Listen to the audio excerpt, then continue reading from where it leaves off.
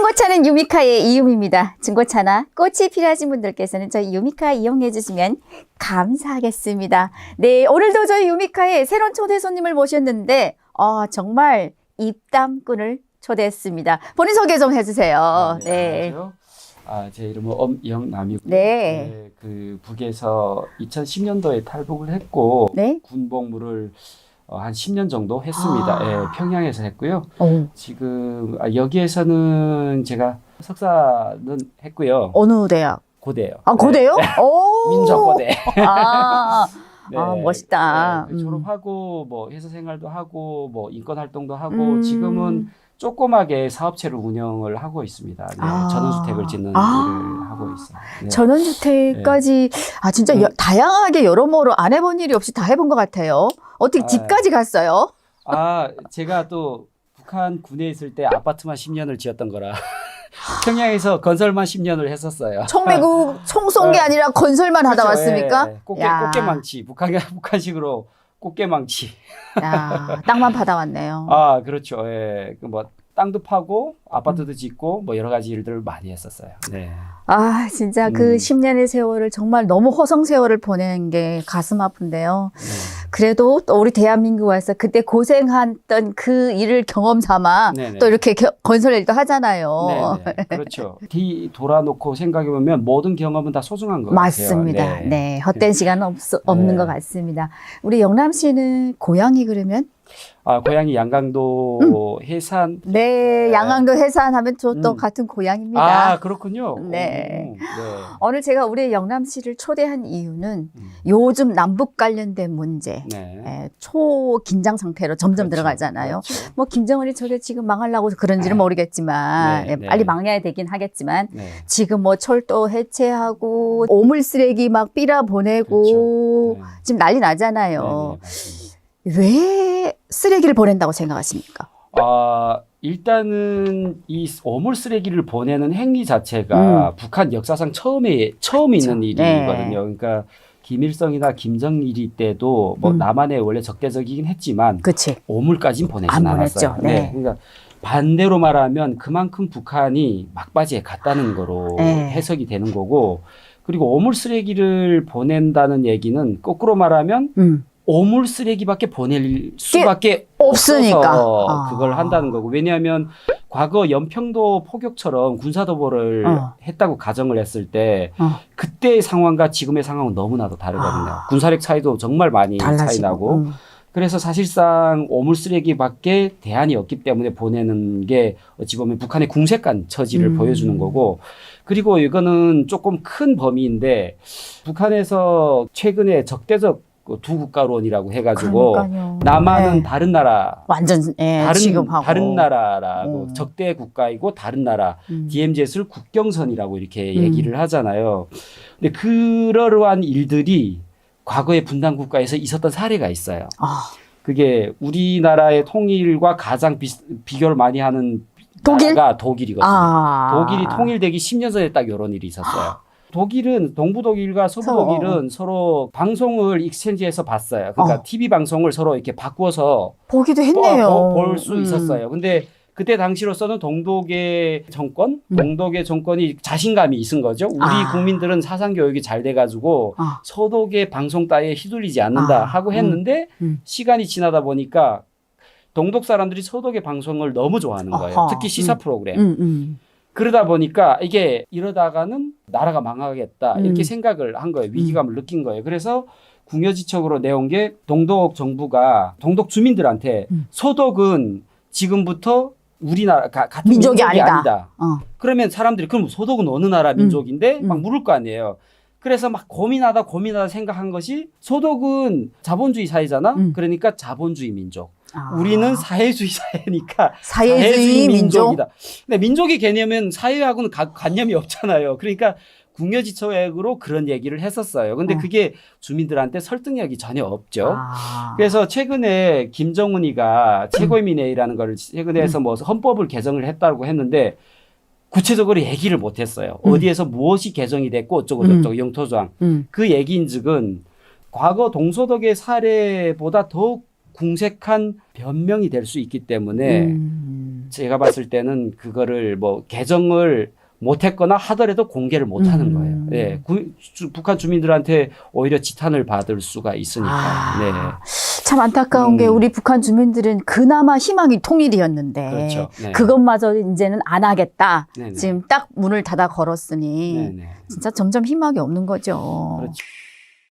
영남씨가 군에 나갔을 때랑 네. 지금 네. 또 연평도 사건 때랑 지금이 군사력 차이가 확 난다라고 얘기했잖아요. 네. 왜 무엇 때문에 난다라고 생각하십니까? 예를 들어서 뭐 그거 다 얘기하자면 끝장이었고 뭐 간단하게 연평도 포격이 됐을 때 우리 그 연평도 쪽에 우리 해병대가 있었거든요. 그 남한에 해병대가 있었는데 그때 당시 대포병 레이더가 꼭 하나는 망가졌었어요. 그러니까 쉽게 말해서 눈이 다 고장이 난 거예요. 그러니까 레이더가 없더라도 그냥 포를 쏘면 바로 그게 북한군 떨어지게. 진지에 맞게끔 딱 맞춰놔요. 아하. 그래서 그때 당시 우도에다가 우도에 북한군 포진지가 있는데 해안포 진지인가 뭐 있었는데 그거를 항상 맞춰놓고 있는 거예요. 그래서 연평도 군인들이 그거를 우도에다 맞춰놓은 그대로 그냥 쏴버린 거예요. 그래서 우도에 있던 북한군 포진지가 박살이 나버린 거예요. 아예. 그러니까 얘네들은 뭣도 모르고 하늘에서 막 폭탄이 터지니까 그때 당시 한국이 초반에는 당한 면이 있거든요. 근데 그 이후에 연평도뿐만 아니라 그게 옆에 있는 다른 대청도 이런 군사 기지에서 서로 이렇게 협업이 되는 걸로 알고 있어요. 그래서 그때 당시처럼 마찬가지로 걔네들이 똑같은 뭐 걔네들 공격을 한다. 그러면 대로 주고 말로 받는 형식이 엄청나게 그러니까 한 발을 주고 100발을 얻어맞을 상황이 올 수도 있는 거예요. 그렇지. 네, 그러니까 그거를 북한이 모르지를 않아요. 아니니까. 네, 그래서 사실은 군사적 도발을 하기에는 굉장히 리스크가 크고 그렇지. 지금은 뭐 한국이 거의 뭐 K방산 해가지고 뭐 전 세계 무기 다 팔아먹고 그럼요. 북한이 그걸 모르지 않고 있거든요. 그렇지. 네. 네. 그러니까 네. 옛날처럼 그렇게 쉽게 생각하고 도발은 못하는 거죠. 못하는 네, 거네요. 네, 네. 우리 네. 영남 씨가 군대를 10년 갔다 했잖아요. 네, 네. 총을 총을 한 해에 한 번 쏘죠. 훈련 기간이 2달 있는데 저희는 1년에 2달? 예, 1년에 2달. 그러니까 그거는 전문 훈련 구분대는 아마 6개월 정도 있고 저희는 뭐 일단 후방 부대니까 평양에는 건설 부대이다 보니까 하기 훈련이라는 것도 있는데 하기 훈련은 사실상 없고 동기 훈련 그냥 2달이에요. 12월 달부터 2월 달까지 해서 3개월인데 사실상 1월 달까지면 그냥 훈련 2달이면 끝나요. 총 3발. 5발 쐈나? 3발에서 5발을 쏘는 거예요. 1년에. 딱 쏘면 끝나요. 그냥. 없어. 그 뭐 군대라는 게 총 쏘는 게 뭐 1년에 3발? 네, 3발. 근데 총은 항상 갖고 있었어. 우리 무기고에 항상 있었는데 뭐 갖고 있으면 뭐 해. 뭐 총도 없는, 총알도 없는데. 그리고 계속 1년 내내 아파트만 짓는 거예요. 계속 건설만 하고. 네, 그러니까 예를 들어서 뭐 북한의 김정은이가 화성지구 1만 세대, 뭐 미래과학자 거리, 뭐 다 군인들이 짓는 거예요. 평양시 건설을 네. 중심으로 지방까지도 네, 군인들. 다 군인들이 짓는 거예요. 특히 평양시 건설의 8, 90%는 다 군인들이 짓는다고 봐도 무방해요. 아이고. 왜냐하면 군인들이 가장 싸게 먹히거든요. 그냥 무보수잖아요. 네, 돈 줄 일도 없고, 근데 심지어 빨리 하고 잘해. 그러니까 군인들 아주 뭐 최고로 잘한다고 생각하십니까? 아니 잘하는 건 아니지만 북한 정권의 입장에서는 노동 착취죠. 네. 아니 그게 아니라 네. 일을 잘한다라는 얘기를 네. 하신 것 같은데 네네네. 그 평양시 건설 아파트를 짓다 오셨잖아요. 네네네, 그렇죠. 지금 우리 대한민국에서 아파트에 살고 계시잖아요. 네, 그렇죠. 네. 또 건설 분야에서 지금 본인이 집을 짓고 있잖아요. 네네네, 맞아요. 네. 이 건설 기술이라든가 아무튼 자재라든가 이런 걸 비교를 한다고 하면은 본인이 짓던 집이랑 어떻습니까? 비교가 안 되죠. 일단은 기본적으로 건설은 사람의 인력으로 짓는 게 아니라 장비가 짓는 건데 그치. 그 예컨대 그냥 단순하게 그 크레인이 있는데 이게 뭐 북한에서는 뭐 탑식 기중기 뭐 이렇게 부르는데 기중기. 네, 기중기 뭐 탑식 기중기 뭐 이동식 기중기 하는데 그 기중기 여기로 말하면 크레인이 1970년대에 만들어진 거예요. 그래요? 네, 심하면 50년대 후반에 만들어진 것도 있어요. 어머. 그러면 그때 만들어진 거를 계속해서 보수해서 쓰는 거예요. 근데 보수에도 한계가 있지. 그치. 사고가 나는 거예요. 예를 들어서 저희 부대에서 일어났던 사고 중에 하나가 이게 기중기가 이게 팔이 있잖아요. 기중기 팔. 이게 크레인이 팔이 있는데 얘가 떨어진 거예요. 어떡하냐. 얘가 이렇게 뭐 녹이 썰어 떨어졌는지 뭐가 어떻게 되는지 어쩌고 떨어진 거예요. 근데 밑에 100명이 있어. 어머! 그래. 어머, 어떡해! 빡 떨어진 거예요. 근데 운이 참 좋은 거죠. 한 아. 사람이 딱 죽었어. 아이고야, 네, 다행이다. 그러니까 떨어질 때 갑자기 팍 떨어지는 게 아니라 그게 뭐 서서 그 와이어가 있으니까 와이어가 이렇게 땅땅 끊어지는 소리가 들리거든요. 그러니까 밑에서 뭐 기중기 팔이 떨어진다고 누군가 소리를 쳤어요. 막 도망쳤는데 근데 얘는 참 안타까운 것이 얘는 그냥 가만히 있어도 안 죽을 건데 도망친다고 도망쳤는데 떨어졌네. 떨어진 쪽에 딱 간 거예요. 그래가지고 걔가 군복무 5년 차였었는데 하사 여기로 말하면 하사 계급이었는데 사망했죠. 네, 너무 슬프더라고요. 근데 그런 일이 많이 있어요. 북한에서는. 네. 그리고 개인 안전 보호구라 해서 안전 모자, 안전 신발, 그리고 뭐 안전 장갑, 뭐 안전 보호 안경 일단 전무하다고 보면 되고 없어요. 예, 안전모 같은 게 가끔씩 있긴 한데 거의 보여주기식이고 없어요. 장비가 부족해 맨손으로 작업을 하고 있지만 어디에도 안전 장비는 보이지 않아 사실상 목숨을 내놓은 속도전이 독려되고 있습니다. 그냥 어떡하냐. 제로 베이스라고 보면 돼요. 네. 그래서 저희가 예를 들면 제가 일할 때 어떻게 일을 했냐면 여름에 덥잖아요. 다 남자들이잖아요. 진짜 팬티만 입고 다니고. 아, 우통 다 까고. 네, 우통 다 까고 팬티만 입고 머리에 수건만 딱 동지고 봤어요, 저는. 네, 그렇게 일을 해요. 근데 뭐 북한의 매체에서는 안 나오지만 실제는 그렇게 일을 해요. 그러다 보니까 사고 아이고. 많이 나고 뭐.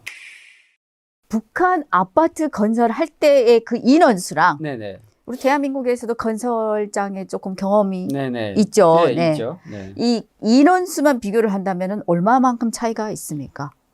일단은 제가 뭐 구체적으로 통계를 제가 말씀드리기는 어렵고 통계가 북한에 없기 때문에 그냥 쉽게 말해서 아파트를 하나 짓는다. 그러니까 조그만 아파트를 지어도 최소 100명 이상 붙는다고 보면 돼요. 최소. 그러니까 저희 중대가 100명이었는데 거의 뭐 10년 가까이 되는 동안에 저희 대상건설 그 아파트 하나 지었어요. 어머, 어떡하네. 그러니까 그게 사실은 우리 부대가 일을 잘 못해서 또 인원이 적어서도 아니고 재료가 일단은 부족하고 그러니까 시멘트가 들어왔다 안 들어왔다. 10년 동안에 아파트를 한 채 지었습니까? 예. 그러니까 일이 항상 없는 거예요. 그러니까 일주일 일했다가 또 멈추고 재료가 없으니까. 그러면 그 나머지 일을 어디 하냐? 우리 대상건설이 아니라 다른 대상건설에서 의뢰가 들어와. 우리 아파트 짓는데 너희 부대 좀 해줘. 그러면 한 개 소대 뭐 20명 가서 또 지어주고. 왜냐면 이 사람들은 어떤 면에서 고급 인력이잖아요. 그러다 보니까 이 사람들이 사방에 가서 이렇게 하고.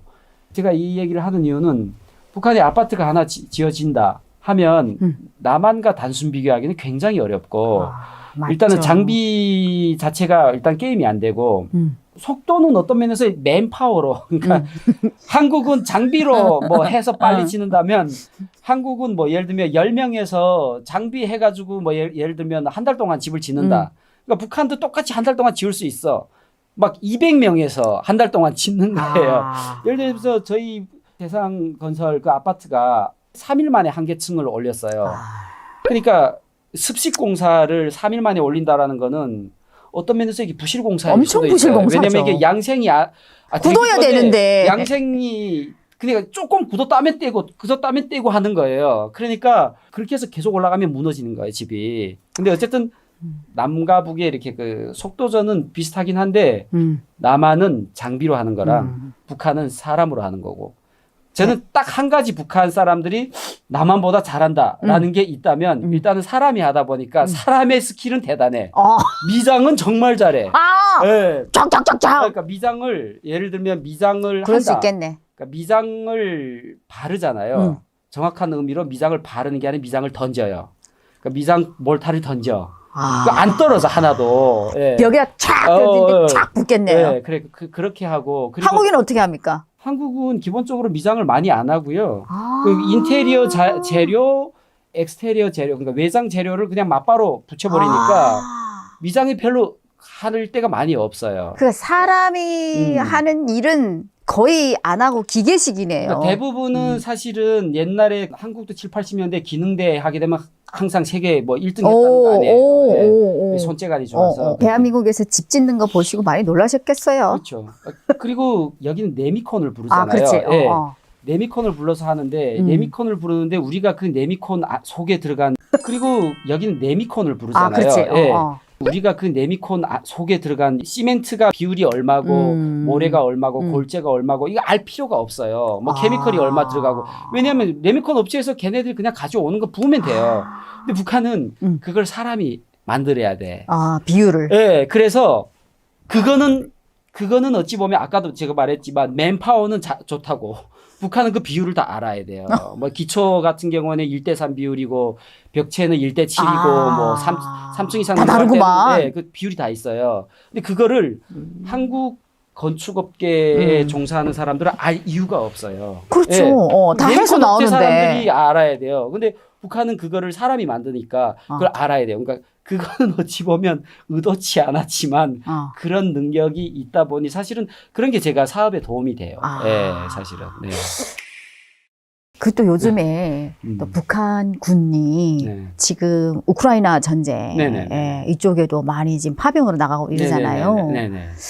지금 김정은이 푸틴을 불러서 정말 급하게 만났잖아요. 그렇죠, 그렇죠. 몇 시간 만에 만났다 쫙 헤어졌잖아요. 네, 맞아요. 뭔 작담을 했는지는 모르겠지만, 그러고 나서 이제 우크라이나 전쟁에도 북한군이 파병을 나간 것 같은데 어떻게 생각하십니까? 일단은 뭐 두 독재자끼리 모여서 합의를 해봤자 나쁜 짓을 했겠죠. 적어도 그 여러 가지 얘기가 많이 있겠지만 최근에 일련의 현상들, 최근에 뭐 우리 국정원도 확인을 해줬고 했는데 북한의 군인들이 그러니까 전투 병력이 러시아 우크라이나 전쟁에 파병이 됐다는 거 아니에요. 근데 그게 확인된 것만 일단 1,200명인가 뭐 1,500명 정도가 파병이 됐고 엄청 나왔네요.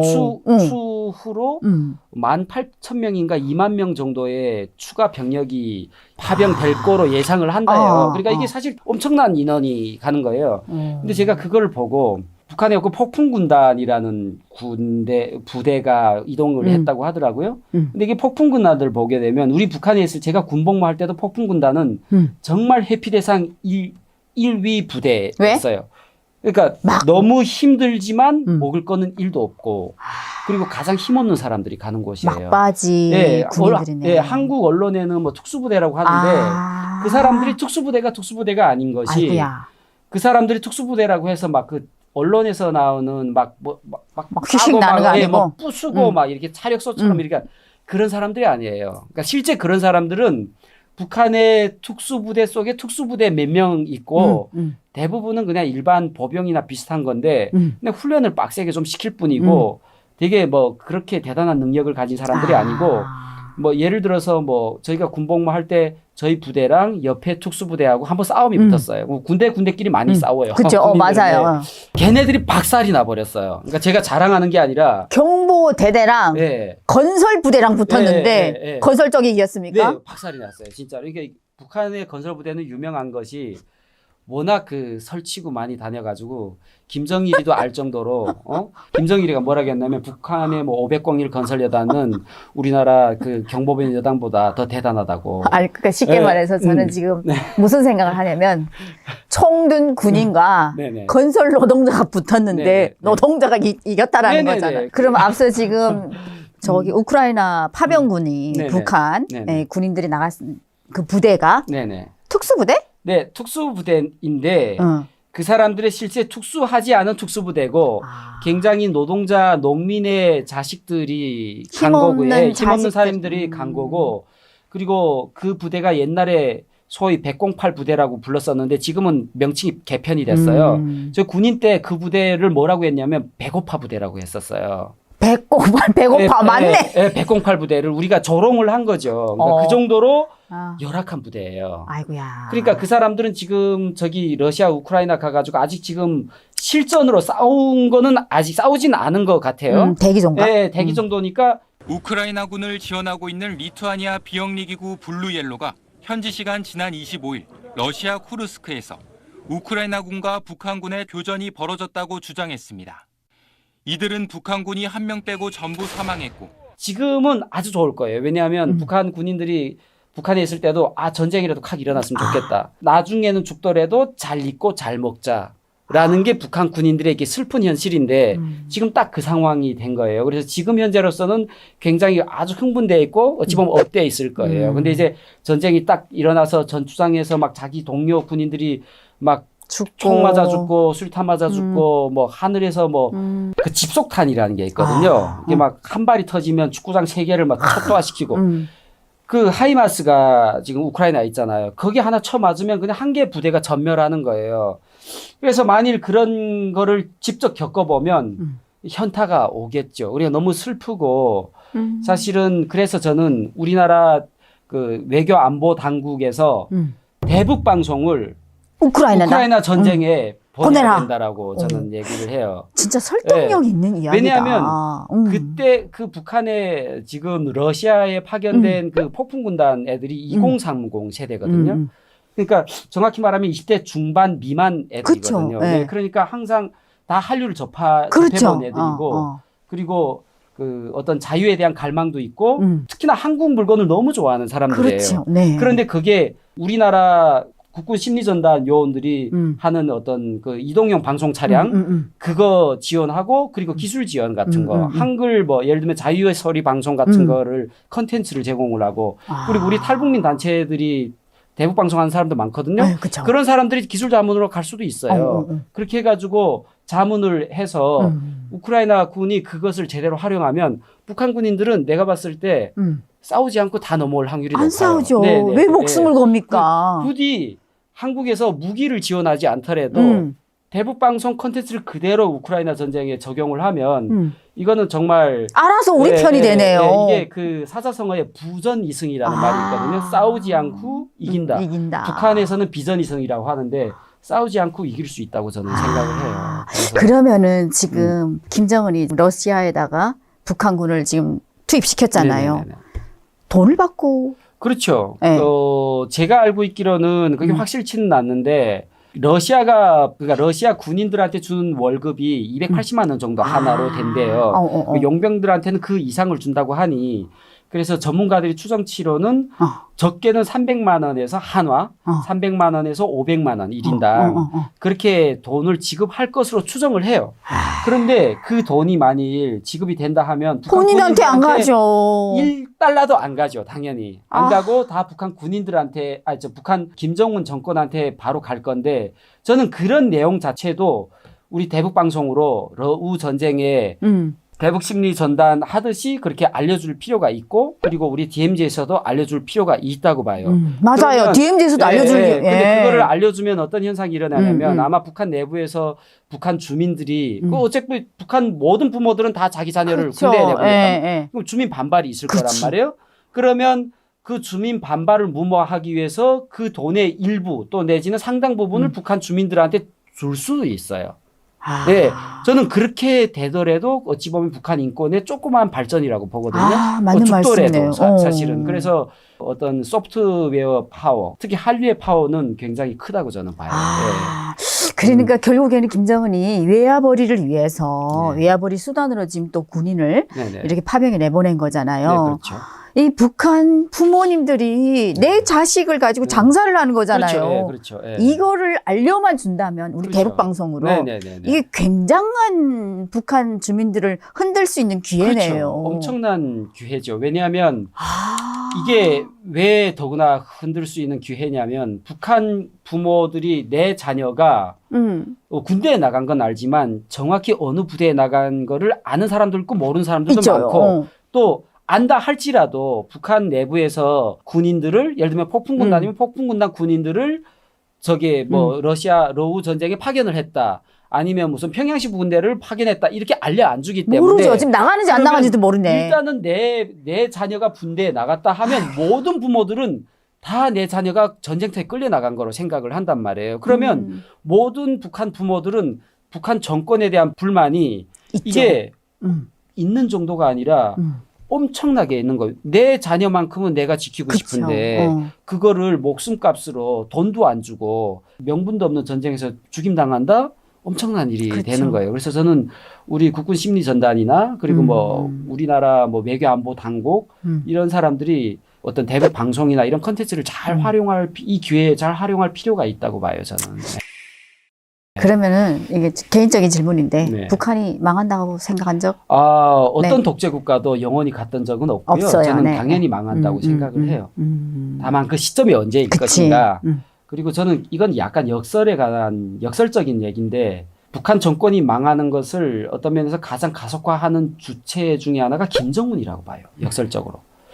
왜냐하면 오물풍선 그리고 적대적 두 국가론 이런 것이 어찌 보면 자기의 치부를 스스로 드러내는 일이거든요. 그렇죠. 네. 그래서 독재 국가가 그래도 자기의 그 독재의 그 어떤 권력을 조금이라도 연장을 하려면 내가 취약해도 취약하지 않은 척하는 뭔가 이런 그런 약간 일종의 능숙함을 보여줘야 되거든요. 그런 자신감. 김정일하고 김일성 때는 그 자신감이 조금 있었어요. 그런데 김정은 시대에 이 자신감이 너무 없는 거예요. 그래서 예를 들면 뭐 반동문화 사상 배교법 그리고 뭐 평양 문화보호법, 청년 사상 문화교육법 막 되게 이상한 법을 많이 만들잖아요. 그러니까 그 얘기인즉은 자꾸 못이 솟아 올라오니까 망치가 점점 커지는 거예요.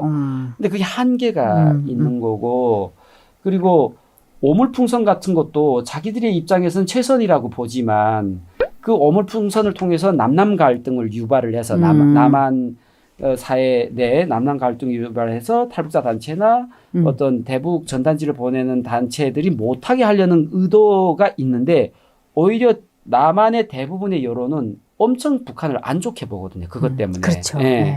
그래서 김정은 스스로 자기 권력의 수명을 까먹고 있다. 이렇게 보여요. 저는.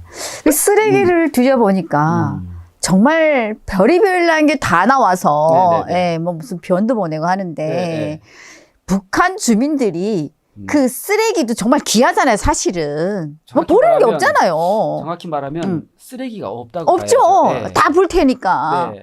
그러니까 불태고 뭐고 특히나 이게 남한 쪽에 보내는 오물 쓰레기 보면 이게 전단지에 어떤 그 풍선에 담을 수 있는 무게가 한계가 있기 때문에 종이나 뭐 휴지나 이런 거를 담아야 되는데 문제는 북한의 쓰레기장, 북한식으로 오물장이라고 하는데 오물장에는 휴지가 없어요. 없어요. 플라스틱 쪼가리도 없고. 없어요. 왜냐하면 그걸 다 건져다가 재사용을 해요. 그치. 그러다 보니까 남한의 전단지를 오물 쓰레기라고 보내는 거 오물 전단지를 보면 걔네들이 쓰레기를 만들었어요, 일부러. 그거 엄청나게 주민들 동원시켜 모은 게 그 정도일 그러니까 거예요. 쓰레기를 만드는데 돈이 드는 거예요. 그러니까 없는 살림에 그 종이를 가져다가 그거를 다 일일이 잘라다가 그러면 북한이 기계 장비가 있는 것도 아니고 일일이 잘라다가 이렇게 그 쓰레기를 만들었거든요. 그래서 쓰레기를 만드는데도 돈이 많이 들어요. 네, 제가 추정하건대는. 그래서 참 어찌 보면 너무 궁색하고 한편으로는 너무 측은한 생각도 들기는 해요. 할 수 있는 게 그것밖에 없으니까. 이 오물 쓰레기를 바치라는 것도 북한 주민들한테는 이게 엄청난 압박이에요. 뭐 있어야지 바치지. 그렇죠. 예. 재활용하는 건 다 활용하고 안 그런 건 다 불에 들어가서 아궁에 떼고. 진짜 버리는 게 없는데. 네, 맞아요. 예, 진짜 병 하나가 다 귀한 북한에서. 참. 뭐 공병뿐 아니라 그 예를 들면 여기로 말하면 페트병 같은 거 그런 것도 이렇게 약간 찌그러진 거 있잖아요. 페트병 그냥 온전한 형태로 있는 게 아니라 찌그러진 것도 다 쓰잖아요. 찌그러진 거를 또 제대로 딱 복원하는 방법을 또 개발을 했어요. 북한 사람들이. 어떻게? 머리는 그러니까 예를 들면 물리적으로 찌그러진 것이었던 열에 의해 찌그러진 것이었던 그것이 이렇게 그냥 복원이 안 되는 거예요. 그럼 그거를 끓여. 물에다가. 맞다, 기억난다. 그러면 그 안에 공기가 차면서 이렇게 펴지잖아요. 펴져요. 맞다, 기억나네. 그렇게 해서 재생을 해서 쓰거든요. 어머. 그래가지고 북한은 사실은 전 개인적으로 이거는 좀 웃긴 얘기긴 하지만 우리가 플라스틱 절약을 하자. 북한처럼 절약하면 탄소 배출을 많이 줄일 수 있습니다. 북한 주민들처럼. 이야, 진짜 오랜만에 옛날에 우리가 재활용하면서 썼던 그 기억이 나네요. 그러면 또 요즘에 김정은이 얘기를 할 수밖에 없는 게 너무 남남 갈등이 심하니까 지금 철도를 또 지금 해체했잖아요. 아, 그렇죠. 네. 철도. 이거는 북한 주민들 입장에서는 어떻게 생각한다고 생각하십니까? 북한 주민의 입장에서 철도를 해체하고 그리고 도로를 폭파를 해버렸잖아요. 통일이라는 것은 사실 북한에서 김일성, 김정일, 김정은까지 최대 수건, 다시 말하면 우리의 소원은 통일이다 할 그렇죠. 정도로 최대 수건인 사업이에요. 근데 그거는 북한 정권뿐만 아니라 북한 주민들까지도 맞아요. 수십 년 동안 그것이 세뇌였던 그치. 뭐 어떤 자기의 스스로 생각이었던 간에 수십 년 동안 굳어왔던 생각인데 한 가닥 희망인 거예요. 예를 맞아. 들어서 우리가 이렇게 힘들게 사는 것이 통일을 위해서 힘들게 산다. 맞아. 통일을 위한 준비이다라고 참고 살아왔던 거거든요. 핵을 만드는 것도 핵을 가지고 남조선을 평정해서 우리가 통일할 거다. 그럼 남조선과 잘 살 거다라는 희망인데 그것 자체를 스스로 우린 통일을 안 할 거야라는 걸 말로써가 표현한 게 아니라 아예 행동으로서 보여준 거거든요. 그러니까 북한 그렇지. 주민들 통일할 생각하지 마. 너희들한테 희망이 없어.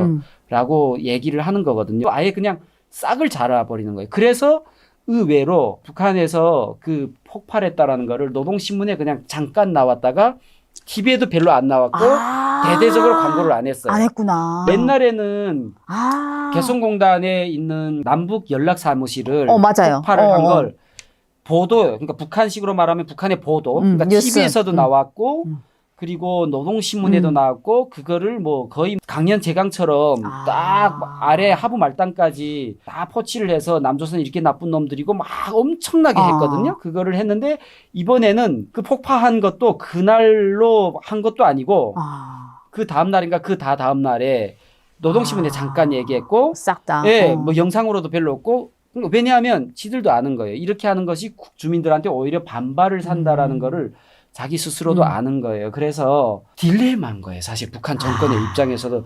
지금 이러지도 못하고 정권의 입장에서는 남조선의 싹을 자르고 싶은데 거꾸로 말하면 자기들이 통일한다고 수십 년 동안 세뇌를 시켜왔는데 그거를 스스로 자기가 부정을 하잖아요. 통일한 말 빼라라는 것은 손자가 할아버지를 탄핵하는 효과이고 절대로 이거는 먹힐 수 없는 정책이다. 북한은 쩍하면 이렇게 엘리트들을 숙청하잖아요. 제가 대학 때 예를 들면 황장엽 씨가 탈북에서 남한으로 왔잖아요. 그래서 황장엽 씨가 대학교 교재를 정말 많이 썼어요. 주체사상에 대한 책은. 어느 날에 갑자기 그 책을 다 해수해가고 특정 부분에 다 찍거나 먹으러 다 지우고 다 붙여놨어. 그러니까 그런 일들이 있는 거예요. 그러니까 황장엽이가 쓴 부분, 황장엽이 쓴 책을 다 해수하고 불태워버리거나. 그러니까 북한에서 어떤 간부가 숙청이 된다면 그 사람의 흔적을 지우기 위해서 그 사람의 과거에 했던 책, 집필했던 책, 그리고 뭐 김일성이랑 같이 찍은 사진 다 이런 거 하거든요. 그러면 요걸 똑같이 김일성이한테 적용을 한다고 봐요. 왜냐면 저는 북한에 있을 때 교과서뿐만 아니라 뭐 김일성 저작집, 저작선집, 참고도서 진짜 많이 읽었거든요. 통일이 안 들어간 부분이 거의 없어요. 그러면 김정은이가 통일을 지우려면 일단은 주민들은 모르겠고 김일성이가 수많이 떠버려 됐던 그 저작집, 저작선집을 다 긁어다가 그걸 다 지우고 이렇게 해야 되는 거예요. 근데 만일 그걸 하는 와중에 그게 북한의 김일성 저작집이 수백만 부가 나와 있는데 어느 집이나 없는 집이 없죠. 네, 그거를 다 거두는 것도 문제고 거둬서 다시 재배판 북한 주민들한테 엄청난 충격을 줘요. 이게 단순히 헌법을 바꿔야 될 문제가 아니라 그래서 지금 김정은이가 지금 헌법도 못 바꾸고 바꿔도 말을 못하고 그거를 확실히 못하는 거예요. 그래서 제가 아까도 말을 했지만 이게 그냥 감정적으로 말을 배닫는데 너무 큰 거예요. 리스크가. 예, 그래서 김정은 정권의 가장 큰 적은 김정은 스스로, 김정은 자체다라고 좀 보는 거예요. 되게 방송용으로 좀 부적절한데 멍청한 거예요, 애가. 이거는 방송용으로 부적절한 게 아니라 이런 말이 제일 적절한 말입니다. 그러니까 왜냐하면 얘가 대학교를 자주 해주세요. 제대로 배운 대학교 공부를 제대로 한 것도 없고 엘리트 코스를 밟은 것도 없고 뭐 스위스에 가서 조금 했다라는 것도 그것도 중고등학교 과정이고 그러니까 북한 그 적재자들을 서포트하는 전문가 집단의 말을 전혀 안 들어요. 그리고 김정일 때는 전문가 그 밑에 측근들을 숙청을 했다가도 다시 불러오고. 근데 얘는 죽여버려. 그냥 없애버리죠. 사람이 부활할 수는 없잖아요. 예수님이 아니잖아요. 그러니까 그 수십 년의 노하우를 가진 전문가를 죽여버리니까 스스로 자기의 정권의 수명을 갉아먹는 일을 하고 있어요. 그래서 그냥 속된 말로 그냥 가만 놔두면 김정은이 하는 꼴을 가만 놔두면 북한은 스스로 자멸할 것 같아요. 저는. 네. 진짜 어떻게 듣다 보면은 다 맞는 말씀만 네. 네, 하는 것 같아요. 네. 북한의 요즘에 철도 차단하고 도로 차단하고 그리고 반탕크 방벽이라고 해서 북한식으로 말하면 반탕크 차단물이라고 하는데 그것도 사실 명분은 남한과 한미 군인들이 유엔군이 쳐들어온다는 걸 막는 거지만 명분은 그렇지만 실제로는 북한 군인들의 탈북을 막기 위한 차단물이고 실제적으로 지뢰를 하는 와중에 북한 군인이 한 명이 탈북을 했잖아요. 그래서 북한 정권은 그만큼 지금 갈 때까지 갔다. 특히 북한 젊은 세대, MZ 세대들은 북한 정권의 말을 안 들어요. 안 듣죠. 예. 그 MZ 세대가 지금 현직 북한 군인들이에요. 그래서 저는 대한민국의 어떤 국군 심리 전단에 하는 뭐 대북 방송이나 뭐 대북 심리 전단 그런 것도 좀 더 적극적으로 할 필요가 있고 있어요. 왜냐하면 네, 굳이 북한을 뭐 정치 군사적으로 압박할 필요가 없이 그냥 그 소프트 파워로도 북한은 충분히 제압하고도 남을 좀 그런 상황에 놓여 있고 점점 시간의 편은 북한 정권의 편이 아니라 우리 편이라고 봐요.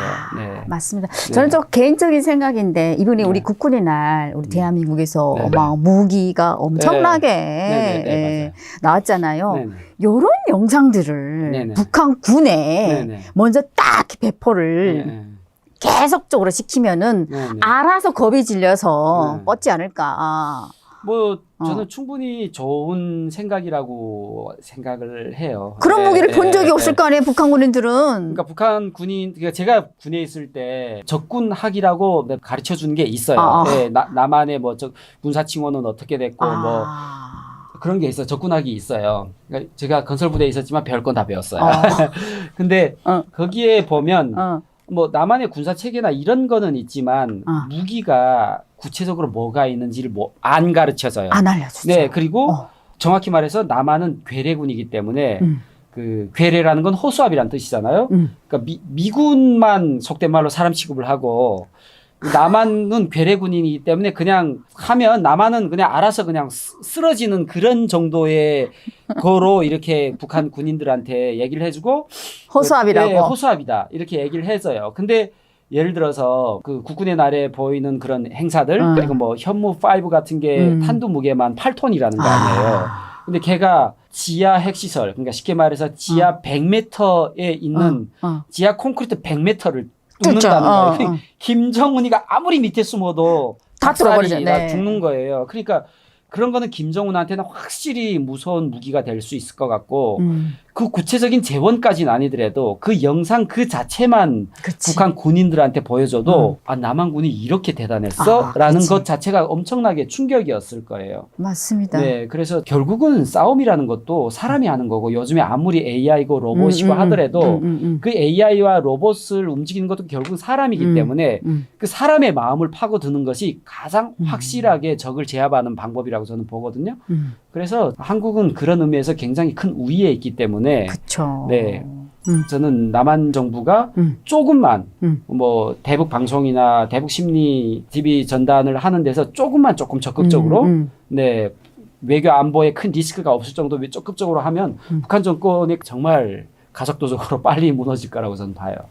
본인이 만약 지금 북한군에 있다고 하면은 네. 우리 대한민국에서 국군이나 이렇게 무기들을 이제 막 공개하고 이랬잖아요. 네네네. 제일 무서운 무기가 뭐라고 생각됐습니까? 일단은 뭐 현무5 이런 것도 중요하지만 집속탄 같은 거, 네, 그러니까 그거는 좀 무서울 것 같아요. 그러니까 그게 어떤 성능인가요? 그러니까 집속탄이 뭐냐면 하늘에서 큰 폭탄이 터지면 거기서 수많은 새끼 폭탄이 확산이 되는 거예요. 폭죽같이. 예. 아. 근데 그게 북한에서 확산탄이라고 하는데 북한에도 집속탄이 있어요. 네. 근데 집속탄이 팍 퍼뜨리면 분명 폭탄은 하늘에서 하나가 터졌는데 확산이 되니까 막 초토화. 축구장 막 몇 개 면적을 폭탄 하나로 초토화시키는 거예요. 근데 이 위력이 얼마나 대단하냐면 경장갑 그러니까 장갑차를 타더라도 탱크 같은 거 내놓고 일반 장갑차도 다 뚫려요.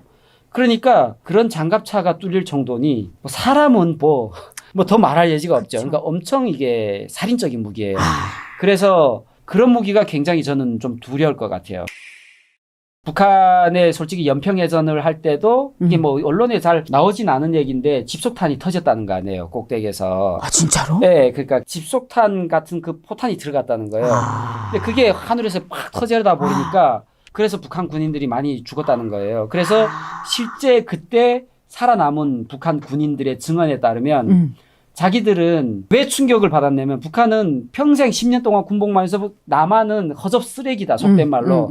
그 뭐 무기도 변변하지 않고 맥도 힘도 맥도 없고. 없고 미국의 허락 없이 총 한 방도 못 쏜다고 했는데 막 폭탄이 날아오고 막 집속탄 하고 하니까 자기들은 그렇게 총을 막 쐈는데도 남한 군인은 안 죽더래. 근데 북한 군인은 쏘면 퍽퍽 쓰러지는 거야. 왜냐면 남한 군인 방탄조끼가 있잖아.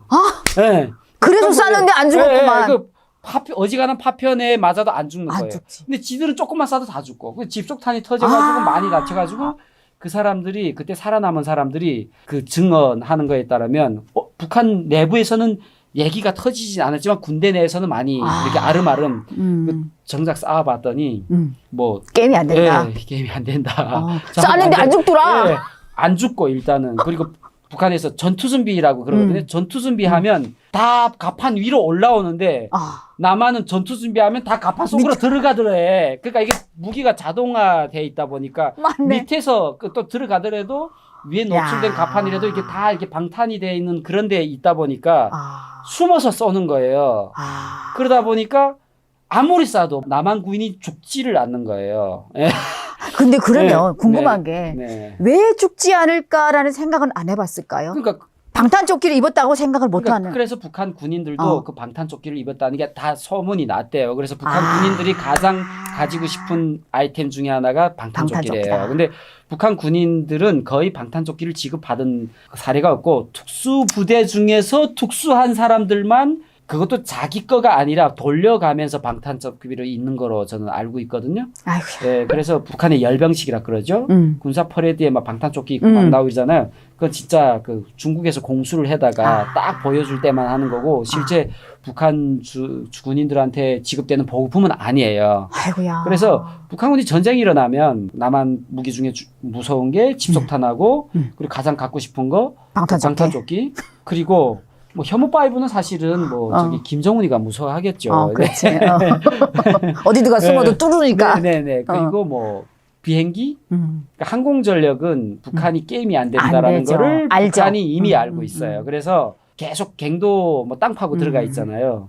그래서 뭐 그 북한은 북한식으로 뭐 우투바라고 하는데 러시아 말인데 쌍발기 비행기 옛날에 그 저기 천으로 된 비행기, 나무로 된 비행기거든요. 그 엔진만 내놓고 다 나무 아니면 천이야. 그러니까 러시아에서 옛날에 농약 뿌리던 비행기거든요. 그거를 군사로.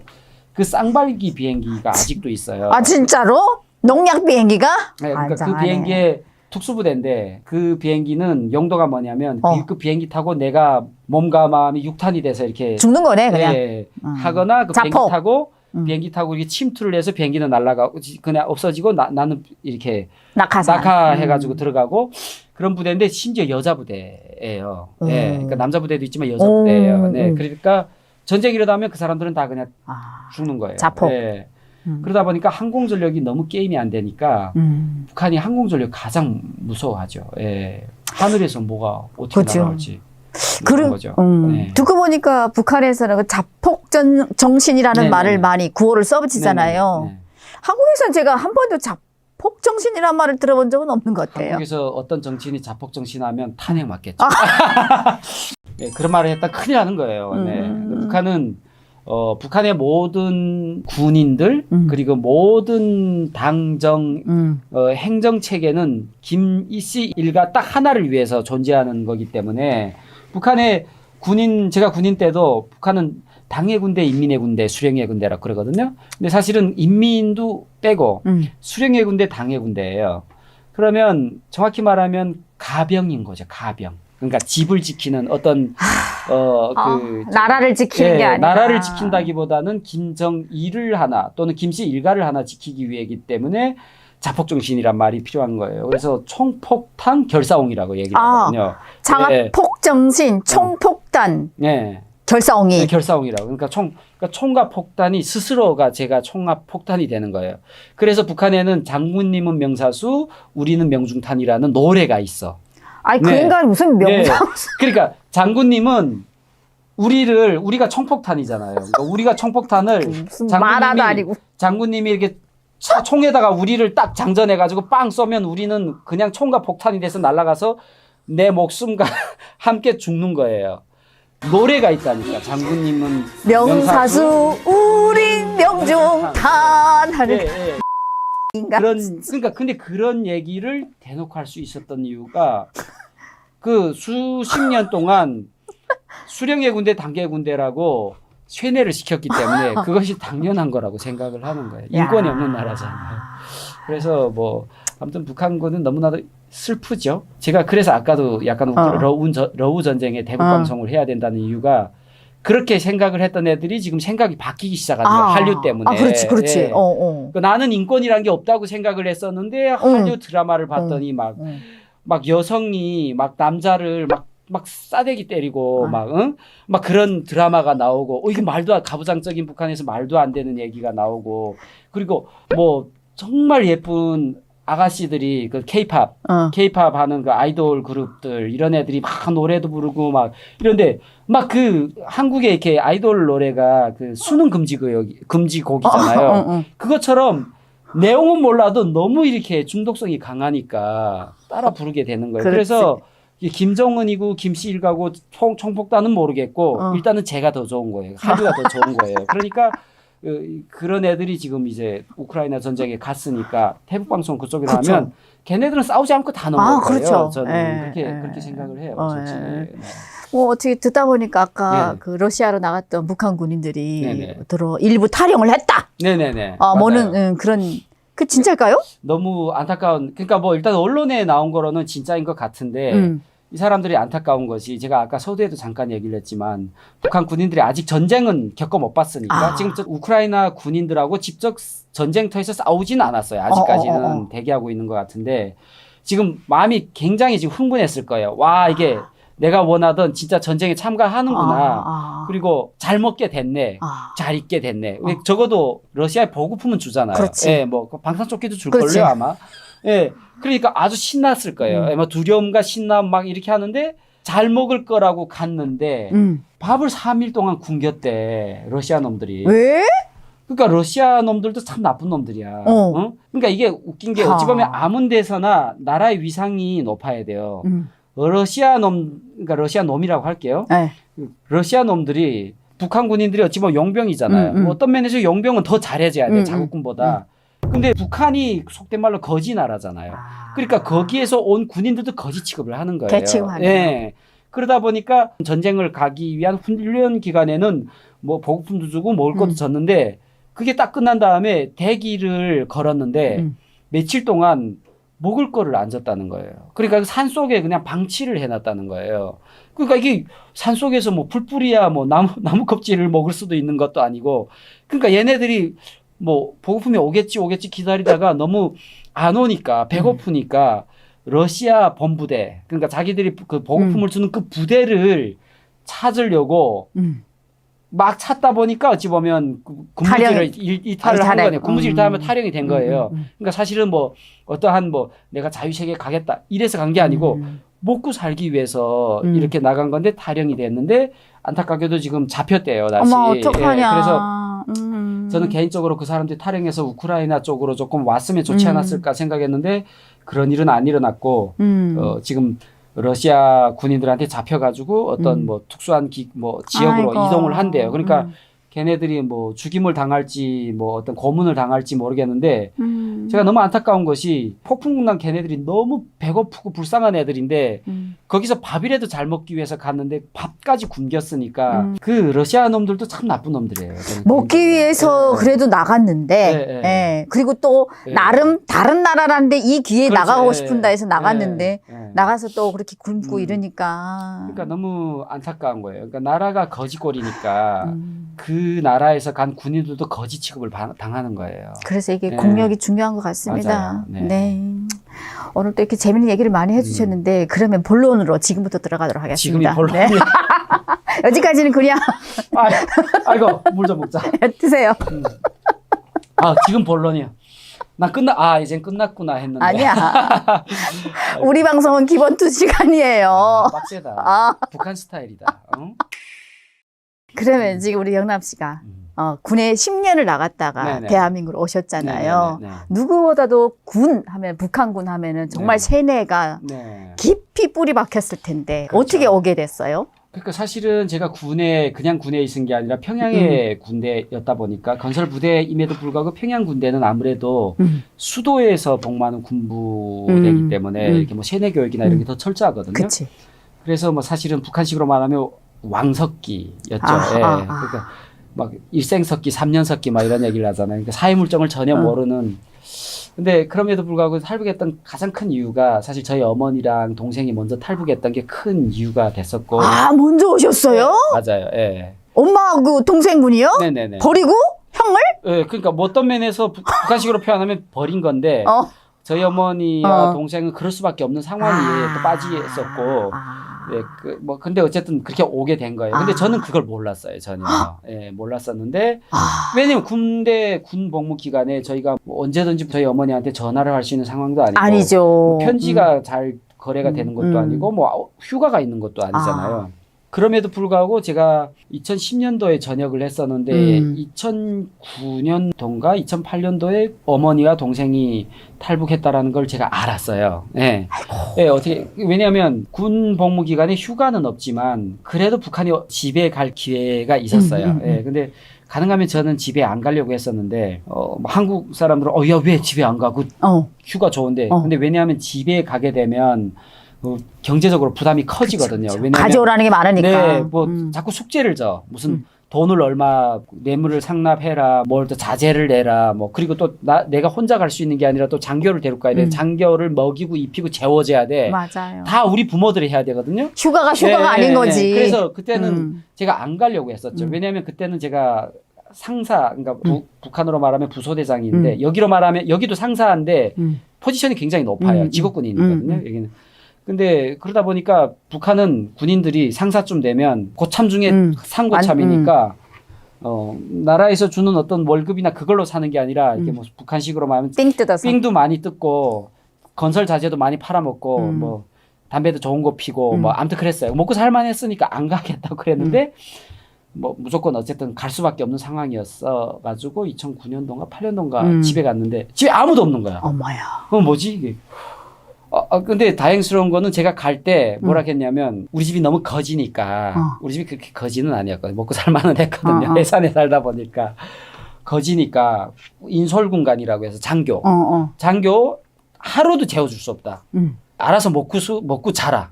집에 못 데려간다? 못 데려간다. 그 조건으로 전 갔거든요. 집에 갔는데 아무 사람 없어. 근데 한 사람이 있긴 했어요. 제 매형만 있더라고요.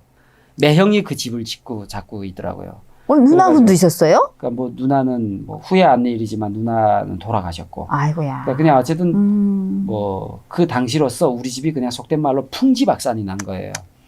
근데 뭐 어쨌든 그러다 보니까 매형이 그냥 어머니랑 누나는 저기 뭐 항해도 지역에 장사하러 갔다라고 거짓말을 한 거죠. 나도 뭐 그런가 보다 하고 그렇게 하고 그다음에 본론에 봤더니 어머니랑 동생은 없어졌고 그러니까 북한으로 말하면 행방불명자 없어졌고 그리고 저희 누나는 돌아가셨고 그래서 충격이 컸죠. 근데 얼마나 제가 세뇌가 강했었냐면 보통 그 정도 되면 야 이거 뭐 군복무고 뭐고 그냥 중국 탈북할 거다. 가야지. 중국으로. 그래서 다시 부대에 복귀했어. 네. 그러니까 이게 제가 그래 적기 없다 그러잖아요. 예. 그러니까 아무 말도 안 하고 그 부대에 복귀를 했어요. 복귀를 해서 2년을 그냥 군복무 마저 하고 마치고 전역을 한 거예요. 예. 뭐 전역하고 있다가 저희 어머니가 이게 연락을 했었죠. 예, 했었는데 그 다행히 연락이 닿아가지고 그 브로커가 있었어요. 그 브로커의 설득이 좀 컸어요. 그러면 지금 탈북하기 전에 어머니랑 한국에 먼저 오신 어머니랑 전화 통화를 했어요? 네. 했을 때 그 당시만 해도 지금 세뇌가 꽉 그렇죠. 박혀 있는 상태인데 욕했어요? 저희 어머니는 욕을 못하고 차마 저희 어머니니까 동생을 엄청 욕했죠. 이 나쁜 XX 해가지고. 이 나쁜 반역자야! 그러니까 제 동생이 그때 그러니까 동생이 원래 밀수를 했었어요. 북에 있을 때. 해산 사람들은 밀수를 안 하면 바보, 약간 좀 모자라는 사람 쪽에 들어가는 거니까. 왜 욕했습니까? 왜냐면 너 때문에 우리 집안이 박살이 났다라고 생각을 한 거예요. 네가 엄마를 이렇게 꼬셔가지고 중국으로 탈북을 했을 거고 남조선으로 갔을 거다. 라고 그냥 막연한 추측을 했는데 후에 알고 봤더니 저희 어머니가 앞장 서서 진짜로? 네, 저희 어머니가 북한식으로 이야. 북한 정권의 입장에서 반역자였더라고요. 네. 그래서 동생 엄청 욕했어요. 그때 막 강성대국 막 이럴 때거든. 2012년도에 강성대국 막 이럴 때 제가 2010년도에 전역을 했으니까 2년만 참으면 강성대국 가는데 확실히 세뇌가 된 거예요. 2012년도면 강성대국이 온다고. 1년만 참으면 강성대국인데 말이야. 그래. 너 왜 먼저 갔어? 그래. 이러면서. 약간 그런 느낌인 거예요. 그래가지고 아이고 나는 미치겠어. 너 어차피 강성대국이 오면 우리가 북한이 세계에서 1등이다? 남조선을 평정할 건데 너 그렇게 해가지고 너 우리 군인들이 막 평정하고 막 다 죽일 건데 너 그렇게 하면 너 죽을 거 아니야. 막 이런 그런 느낌. 우리 남조선이 오래 갈 것 같아. 막 이런 식으로 제가 막 완전 섞이 없이 놀았죠. 아니, 우리 아직도 동생이 그 얘기를 해요. 그때 너무 무서웠다. 진짜로? 아니 우리 시청자분들이 우리가 이렇게 얘기를 하다 보면 남조선 얘기하면 굉장히 싫어하시는 분들이 있거든요. 네네네네. 우리는 그때 상황을 재현한다라고 그쵸. 보시면 될 것 같은데 그러면은 그 동생분에 대해서 엄청난 분노가 있었다 했잖아요. 그렇죠. 그렇죠. 어떤 분들은 너무 화가 나서 네. 내가 너를 가서 데려다 이쪽으로 북한으로 갖다 놓을 거야. 뭐 이렇게 생각하신 분들도 있습니다. 네네. 그런 생각이었습니까? 제가 그 정도로 섞이는 아니었어요. 네. 그래도 피는 물보다 진하다고. 네. 아무리 북한 정권한테 제가 충성했기로서니 내 손으로 내 동생을 죽이고 싶은 생각은 없었어요. 네. 다행이다. 네. 그러니까 그리고 제가 군복무를 할 때 딱 학교 졸업하고 바로 나간 게 아니라 근데 대학교를 졸업하고 북한에서 제가 철도대학을 나왔거든요. 철도대학을 나오고 군대 나가다 보니까 좀 사회물을 좀 많이 먹고 나갔거든요. 그래서 아무리 평양에서 10년을 세뇌를 당해도 북한식으로 말하면 그 정도로 왕석기 없는 사람은 아니었어요. 그래서 그래도 공부 꽤나 한 사람이잖아요. 그러다 보니까 어찌됐건 내 동생을 막 그러고 싶진 않았어요. 근데 어쨌든 이 상황은 너무 슬픈 거예요. 왜냐하면 제가 북한에서 대학교를 나오고 군복무를 10년을 심지어 군대를 자원해서 갔어. 나는 군대 안 나가도 됐어요. 그렇죠. 저는 철도 대학생이었는데. 대학생이고 철도대학 졸업생은 굳이 나갈 필요 없어요. 맞아요. 네. 그런데 나갔던 이유가 저희 꿈은 철도대학 졸업하고 군대 갔다 와서 입당해서 철도성, 평양에 철도성이 있거든요. 평양에서 산다. 저희 할아버지가 평양 출신이거든요. 그래서 평양에서 산다라는데 그게 풍지박산 난 거잖아요. 너 XX 네 새끼 때문에. 네. 그래가지고 그때는 굉장히 화가 났었죠. 그래서 어머니랑 이렇게 연락이 됐었어요. 한국에 먼저 오신 어머니랑. 그래서 연락이 돼가지고 이제는 내 길은 가는 길밖에 없다. 이제는 내 길은 가는 길밖에 없다라고 생각이 돼서 국경을 넘으셨어요. 근데 사실 그거 생각하는 것도 굉장히 어찌 보면 제가 3개월 만에 나오긴 했지만 전역 군대 제대하고 3개월 만에 나오긴 했지만 굉장히 빨리 나온 그러니까 다 나와서 물어보니까 굉장히 빨리 나온 거죠. 그러니까 석기 때를 빨리 벗은 거죠. 네. 그럼에도 불구하고 결정하기는 쉽진 않았어요. 그래도 내가 여기서 살 거다. 직업 얻고 여자 만나서 결혼해가지고 그래서 그 3개월 기간에 여자도 굉장히 많이 만났었어요. 그러니까 제가 오니까 사방에서 중매를 해주는 거예요. 빨리 결혼해서 너 살아야 된다고. 저놈을 잡아야 돼. 저 집 말이야 남조선으로 갔단 말이야. 잘 잡으면 돈줄이 그냥 물골 치고 들어올 수 있어. 저는 그거를 그때를 모르고 오히려 나는 내 부모가 없어졌다 하는 게 마이너스 효과인 줄 알았어요. 근데 사방에서 소개를 해주는 거예요. 그래서 소개를 받으면서도 약간 그 순진한 게 있어가지고 저의 매력이 아니라 안 좋은 거를 먼저 얘기를 했어요. 그러니까 예를 들면 저는 군대 갔다 왔는데 입당을 못했어요. 스스로 얘기를 하는 거야. 엄마 예, 엄마 때문에 그때 입당 못했어요. 한국 갔으니까. 예, 예. 그리고 저희 부모님은 없어졌어요. 어. 그거를 일부러 더 얘기를 했어요. 왜냐하면 일단은 충격을 줘야 그렇게 하면 뭐 도망치려면 도망치고 있으려면 있을 거 아니에요. 진짜 내 여자를 예, 찾기 예, 예, 위해서. 근데 그렇게 말한 것이 어찌 보면 나한테 매력 어필이 된 거예요. 왜냐하면 회사한 사람들은 돈 맛을 아니까 그렇지.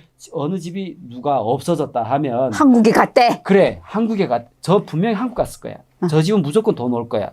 이렇게 생각을 맞아요. 하니까 그냥 막 중매짜리가 아주 그냥 줄 섰겠네요. 그래서 웃긴 게 그 당사자보다 부모들이 더 좋아하는 거예요. 네. 그렇지. 딸이 그래서, 팔자를 펼 수 있잖아. 그래가지고 부모들이 어찌하나 막 여기서 자고 가. 오늘 처음 만났어. 근데 여기서 자고 가래? 여기서 자고 가도 된다고. 그래서 무슨 정신없는 얘기를 하고 있어. 아무튼 야, 그랬었어요. 그러다가 이 연선이 앞으로 시간이 지나면 점점 더 막힐 것인가 열릴 것인가를 한번 생각을 해봤어요. 근데 내 생각이 틀릴 수도 있잖아요. 그러니까 여기식으로 하면 설문조사를 한 거지. 동네마다. 네, 동네마다 아는 사람끼리. 아는 사람들끼리 뭐 앞으로 뭐 좀 더 열릴 것 같아. 야, 뭐 더 열리겠냐. 더 힘들다. 적어야지. 장마당 가서 또 우리 또 동네 아줌마들 물어보면 더 그럴 것 같아. 내가 아무래도 갈 거라면 빨리 가자. 가는 게 낫겠다. 결혼 안 했을 때 가는 게 낫겠다. 빨리 결혼하고 떠났죠. 그래서 그 수많은 중매짜리를 다 걷어차고, 나는 내 여자는 한국에 있어 라고 생각하고. 그렇죠. 맞아요. 지금 생각해도 너무 잘한 결정이고. 진짜 성견지명이 있으세요. 그러니까 성견지명은 아니고 살기 위해서 머리를 제가 잔머리는 잘 굴리거든요. 머리를 차게 해서 이성적으로 좀 생각을 해본 거죠. 아무튼 그래서 이제 어머니와 남동생의 통화를 해서 대한민국으로 오신 것 같은데 어느 루트로 오셨어요? 좀 태국으로 해서 왔죠. 태국. 그때는 다 태국으로 올 때고 어찌 보면 지금보다는 많이 나오는 것이 수월했고 심지어 저는 그 압록강을 넘었는데 혼자니까 초전에게 그냥 헤엄쳐 건넜어요. 남자 혼자니까. 그치. 그러면 태국에서 지금 대한민국으로 오시잖아요. 네네네. 어느 날 내가 10년을 넘게 적이라고 생각했던 우리 대한민국으로 오시잖아요. 네. 어떤 기분이었을까요? 그러니까 뭐 딱 눈에 보여지는 거. 인천공항 딱 왔을 때는 대단했죠. 그러니까 북한에 있을 때 남조선은 뭐 헐벗고 굶주리고 뭐 이렇다 할지라도 남조선이 중국보다 잘 산다는 건 알기는 알았어요. 근데 그럼에도 불구하고 이 정도로 발전하는 거는 몰랐던 거예요. 예. 중국보다 훨씬 발전했고 거리나 뭐 어떤 딱 보면 이렇게 이미지가 딱 떠오르는 게 있잖아. 도로 상태나 이런 게 굉장히 깨끗하고 그리고 인천대교를 넘어오는데 북한의 서해관문이라고 그렇게 뭐 전 세계에서 지들이 제일 잘났다고 서해관문을 4km를 지은 다리. 4km 지은 다리. 바다 위에 지은 다리. 인천대교가 4km가 아니라 한 10km 돼 보이는 거예요. 더 됩니다. 엄청나게 긴 거예요. 여기를 다리를 놨다고? 그게 일단 놀랐어요. 저는 건설을 하던 사람이라 맞아. 건축물이나 교량 이런 데 관심이 많거든요. 그리고 저도 철도대학이니까 철도, 도로 이런 데 관심이 많거든요. 그래서 그게 일단은 처음으로 충격이었고 모든 풍경이 낯설기도 하지만 대단하다라는 거를 일단은 느꼈고 그 다음에 느낀 거는 이건 약간 조금 또 다른 약간 어찌 면에서 부정적인 느낌일 수 있는데 북한에 있을 때 남조선 괴뢰도당 뭐 남조선 군대는 나쁘고 미국 놈도 나쁘고 하지만 남조선 인민은 우리의 형제다라고 생각을 했었거든요. 근데 그 생각을 하고 남조선에 가면 굉장히 이질감 없이 아주 바로 어찌 보면 윗동네에서 아랫동네에 온 것 같은 그런 느낌을 받을 줄 알았는데 너무 낯선 거예요. 뭐가 그렇게 낯설어 보였어요? 뭐 낯서냐면 일단은 제가 이게 글쓰기를 좋아하고 글 읽기도 좋아하고 책을 좋아하다 보니까 글에 조금 관심이 많아요. 근데 도로에 보게 되면 이렇게 간판 너무 낯선 거예요. 분명 한글인데 이해할 수가 없는 거예요. 예, 뭐 한글인데 뭐 예를 들면 아파트 이름이 뭐 휴먼시아 아파트 이렇게 나오잖아요. 그치. 그러니까 휴먼시아가 뭔 개소리인지 속된 말로 모르는 거예요. 예. 할머니 뼈 해장국. 할머니 뼈 따고 뜯나? 그러니까 할머니 뼈 해장국 이거는 어찌 보면 순 우리말인데 괜찮은데 영어로 된 말이 있잖아요. 그러니까 뭐 한글인데 영어식 표현을 쓴 거잖아요. 그러니까 너무 궁금한 저게 뭘까 도대체 그게 이게 확 나는 도대체 어느 별나라에서 왔지? 그렇게 생각할 수 있어요. 어떤 분들은 자 여기는 지금부터 대한민국 서울입니다라고 하니까 한참 가다 와 서울이구나. 이러고 한참 보고 있는데 창문을 딱 열어보니까 전주 비빔밥 썼으니까 저게 사기치고 있네. 이게 전주잖아. 그러니까 그런 부분이 조금 낯설고 놀랍기도 했어요. 그러니까 그렇다고 해서 제가 대한민국의 어떤 이미지가 나쁘다 그게 아니라 이미지는 완전히 정말 내가 잘 왔다라는 생각은 들었죠. 당연히 지옥에서 천국으로 온 느낌 그거는 있는데 내가 어찌 보면 제한된 사회에서 제한된 정보만 얻다가 어찌 보면 정보의 홍수 속에서 혼란스러운 거예요. 그래가지고 글이나 이런 거는 굉장히 조금 낯설구나. 여기서 내가 잘 살아남을 수 있을까? 이런 생각? 그 다음에 놀랐던 게 그때 오세훈 서울시장이었을 때인데 오세훈을 뭐 타도하라라겠나 뭐 오세훈을 뭐 어찌라라고 하는 아파트 높이만한 대형 현수막을 건 거예요. 어떡하니. 지금 생각해 보니까 그때 오세훈 시장이 무료급식 그것 때문에 무료급식 네, 그것 때문에 좀 말이 많았습니다. 네. 그러니까 지금 생각해 보면 그것 때문에 그린 것 같긴 한데 맞습니다. 오세훈은 뭐 물러나라라고 했는지 아무튼 물러나라라고 했던 것 같아요.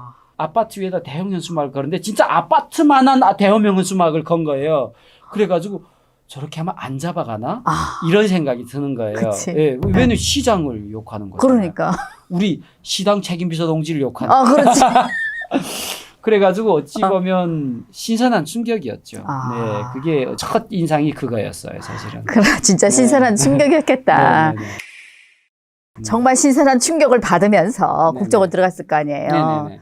북한에서 생각하고 있는 국정원과 직접 내가 생활하는 국정원 달랐습니까? 그러니까 북한에서는 막 고문한다 그러고 막 피 뽑는다 그러고 막 그러니까 그게 없지 않아 있긴 했죠. 그 마음 가운데 혹시라도 왜냐면 적대국이라고 생각을 하고 있고 북한은 워낙 미국에 가는 것보다 남조선에 가는 거를 훨씬 더 적대적으로 생각을 하니까 그러니까 그렇지는 않겠지. 왜냐면 엄마가 전화를 해가지고 그렇지. 뭐 괜찮다, 이롭다, 뭐 이렇게 하면서 막 이렇게 얘기를 해가지고 그 뭐 괜찮겠지 이렇게 생각은 했지만은 혹시 몰라. 그래도 걔네들이 나를 막 두드려 패고 이러면 어쩔까 했는데 일단은 시설이 너무 좋아, 너무 깨끗하고 이게 막 북한 영화에서 나오는 막 철창이 있는 감옥 이런 게 아니야. 너무 깨끗하고 밥이 너무 잘 나오고 막 한 달 지나니까 막 살이 찌고 막 엄청 막 얼굴이 뽀얘지고 막 그리고 뭐 조사를 한다는 게 조사를 한 사람이 너무 조곤조곤하고 나이스하게 얘기를 하니까 그 여자처럼 얘기를 하니까 무슨 남자가 일단은 간질간질하고 왜 이렇게 말을 하지? 어떤 분들은 이 남자가 무슨 이렇게 매갈이 없니? 그러니까 그런 게 일단은 그것도 어찌 보면 신선한 충격이었고 정보기관임에도 불구하고 굉장히 고압적이지 않고 국정원 조사원들의 어떤 태도 북한과 너무나도 반대되는 부분이 이게 내가 알고 있었던 거랑 너무 다르다. 예를 들어서 제가 북한에 있을 때 북한 그 군인들 내부 동영상을 한번 보여주는데 그 제목 자체가 지금도 기억나는 게 심리작전의 검은 내막이라는 그 내부 동영상에 북한 군인들 상대로 세뇌시키는 그 내용이 뭐냐면 너희들이 남한이 좋다고 해서 탈북하잖아. 걔네들 정보 다 빼먹고 죽여. 눈 뽑아 죽여. 그 피 뽑아 죽여. 라고 막 그 나오는 게 막 이쁘고 표독스러운 여자가 메스. 그러니까 이게 수술칼 있잖아. 수술칼 딱 2개 들고 저 구석에 이렇게 탈북자가 이렇게 묶여 있어. 걔를 가면서 이렇게 눈으로 찌른다라는 그러니까 실제 찌르는 건 안 나오는데 액션만. 이게 막 달려가면서 하는 거 나오고 얘는 막 이러다가 어느 순간에 장면이 바뀌면서 눈이 뽑혔다라는 뭐 이런 게 나와요. 그러니까 근데 그게 어찌 보면 영상 기법으로 충분히 조작할 수 있잖아요. 근데 내가 보기에는 진짜로 눈이 뽑힌 거예요. 영상 기법이 있는 거 모르지? 그래. 진짜 눈이 뽑히고, 야, 우리 탈북하면 저렇게 되는구나. 눈알이 없어지는구나. 눈알이 없어지고 죽는구나. 그런데 이거는 눈알은커녕 뭐 잘 먹여주고, 너무 나이스하게 얘기를 하고, 뭐 영남씨라 그러고, 심지어 선생님이라고. 선생님은 북한이 굉장히 존칭하는 거예요. 그렇죠, 맞아요. 진짜 선생님을 선생님이라 하죠. 맞아요. 그래가지고, 와, 이거는 내가 알고 있던 바라고는 너무 다르다. 예, 그럼에도 불구하고 마음의 불씨는 좀 있었어요. 아. 정보기관은 아. 심장이 2개고 북한이 워낙 뭐 보위부는 심장이 2개라. 2개라 하니까. 근데 그게 국정원 3개월 동안 있으니까 심심하니까 책을 많이 읽는 거예요. 아하, 그렇지. 제가 책 읽기 좋아하니까. 음. 다른 탈북민이 쓴 책들, 북한에 관련된 책들을 읽으면서 그게 서서히 깨지는데 3개월 걸리더라고요. 예. 그러면은 네. 책을 보면서 제일 충격으로 받아들였던 책 내용이 있다고 하면은 이한영 씨가 쓴 아하. 책이 조금 놀라웠죠. 김정일이 처남. 네, 김정일이 처남이 쓴 책이 쪽장과 제기밥 김정일이가 쪽장과 제기밥을 먹는다고 막 하면서 그런데 실제 내용을 봤더니 파티. 막 그 여성들을 막 야하게 입혀가지고 막 파티하고 이상한 짓을 하고 그리고 비싼 거 다 먹이고 그리고 심지어 그 내용 중에 뭐가 있었냐면 그 옷가생들 여자가 어쩌면 젊은 여성들과 젊은 남성이 있잖아요. 사랑엔 국경이 없다고 그 자기네끼리 눈 맞을 수도 있잖아요. 그런데 그게 어찌 보면 눈 맞으면 안 되는 금기시 되는 일이라서 결국에 그 여성이 높은 데 떨어져서 죽었다고. 그러니까 왜냐면 나는 저 남자가 너무 좋은데 이게 북한 정권에 의해서 그걸 못하게 하고 자기는 다른 남자 뭐 어떤 영감들 뭐 이런 데 뭐 속된 말로 뭔가 마음 다 바쳐야 되고 그러다 보니까 죽었다고 하는 그 내용을 굉장히 구체적으로 서술하는 부분이 있어요. 그래서 그걸 보고 소위 말하는 북한에서는 당이라고 하면 굉장히 신성시되는 게 있거든요. 조선노동당은 모든 사람들의 어버이고 정말 약간 신, 그러니까 예수님 같이 형상화가 되겠던 그런 게 있는데 그게 확 무너지는 그 내용이 좀 충격이었어요. 사실은. 네네. 그래도 3개월 과정을 국정원에서 보내면서 네. 그래도 많이 세뇌가 네. 바뀌었네요. 그러니까 완벽하게 바꾸기는 어렵지만 그래도 상당 부분 적어도 김씨 일가가 나쁜 놈들이구나라는 이거는 거는 알게 됐고. 네, 알게 됐고 완벽하게 네. 바뀐 게 있다고 하면은 그러니까 완벽하게 바뀐 게 된 계기를 얘기를 하면 딱히 어렵고 예를 들면 자유민주주의 체계에 대해서 이해하는 과정 아하. 가운데 어찌 보면 북한의 김씨 일가의 세뇌가 빠져나가는 과정이라고 봐야 되는 거예요. 예를 들면 들어오고 나가고. 내 마음 가운데 내 머릿속에 김씨 일가와 사회주의 문화가 예컨대 뭐 80에서 90이 차이에서 있다고 하면 자유민주주의 시스템을 이해하는 것이 이렇게 들어오면서 걔네들은 빠지는 거예요. 예. 그래서 그게 어찌 보면 어떤 터닝 포인트라기보다는 어느 순간에 빠져 있는데 그럼에도 불구하고 터닝 포인트가 있다 하면 제가 대학원을 간 순간부터 그러니까 대학원은 어찌 보면 고등교육기관이잖아요. 어찌 보면 대학보다 더 높은 고등교육기관이다 보니까 대학원을 다니면서 제가 행정학 석사 과정을 졸업했고 세부 전공은 정책 분석이었어요. 그거를 배우다 보니까 대한민국이라는 나라가 이렇게 돌아가는구나. 법치국가라는 게 무엇이고 왜 법치국가가 중요하고 그리고 인권이라는 게 왜 중요한 것인가를 대학원 과정 가운데 배우고 가장 큰 가치라고 하는 것이 표현의 자유.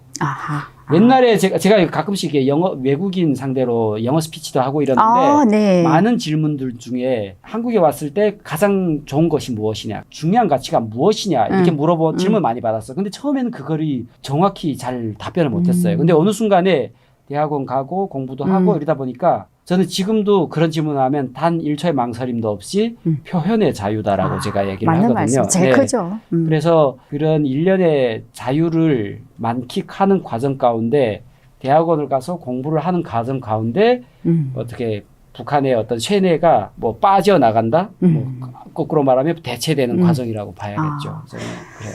그러면은 어머님이랑 동생은 네네. 몇 년 만에 어디서 만났습니까? 탈북을 해서 2011년도에 하나원에 가자마자 그때 저희 어머니가 면회 신청을 해서 그 하나원에서 처음 저희 어머니랑 동생을 만났는데 어떤 감정이었습니까? 그때도 마음 가운데는 저희 어머니를 너무 보고 싶잖아요. 제 동생도 그치. 너무 보고 싶고 그때 저희 어머니, 제 동생, 저희 재수 씨는 탈북할 땐 재수 씨가 가운데 와봤더니 결혼해서 있었어. 재수 씨가 있어. 애까지 있어 심지어 다 왔었어요. 근데 너무 보고 싶은데 딱 만났는데 너무 낯선 거예요. 아이고. 상상이 우리 엄마의 모습이 어떨 것인가? 그때 옛날에 만났던 그 상상만 몇 년 만에 네. 지금 보시는 겁니까? 그러니까 뭐 근데 2008년도에 제가 한번 만났었어요. 저희 어머니가 제가 군복무할 때 한번 그럼 한 왔었어. 3년 오랜만에 보는 거네요. 그렇죠. 예.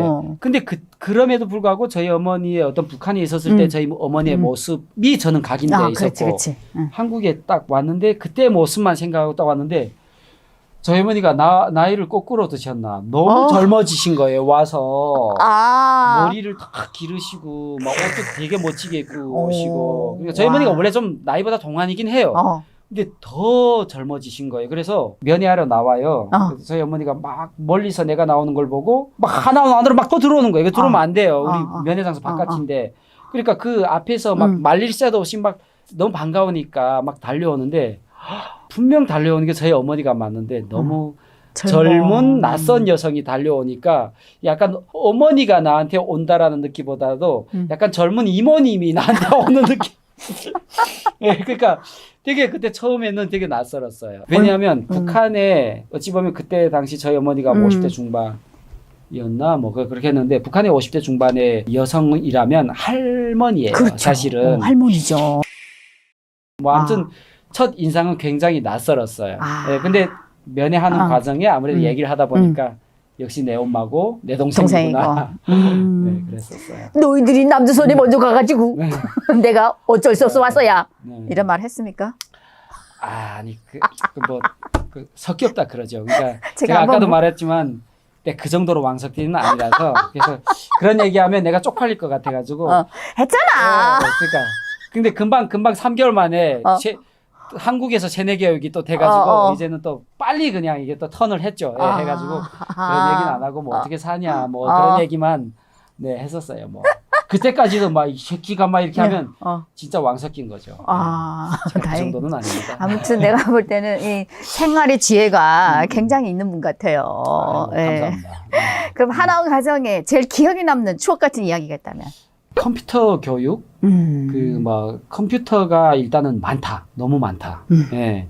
그러니까 컴퓨터 교육 시간뿐만 아니라 타자 연습 같은 거를 하기 위해서 이렇게 컴퓨터가 또 따로 있거든요. 그래서 그게 일단은 놀랍고 왜냐면 그리고 컴퓨터 그 모니터가 너무 얇다.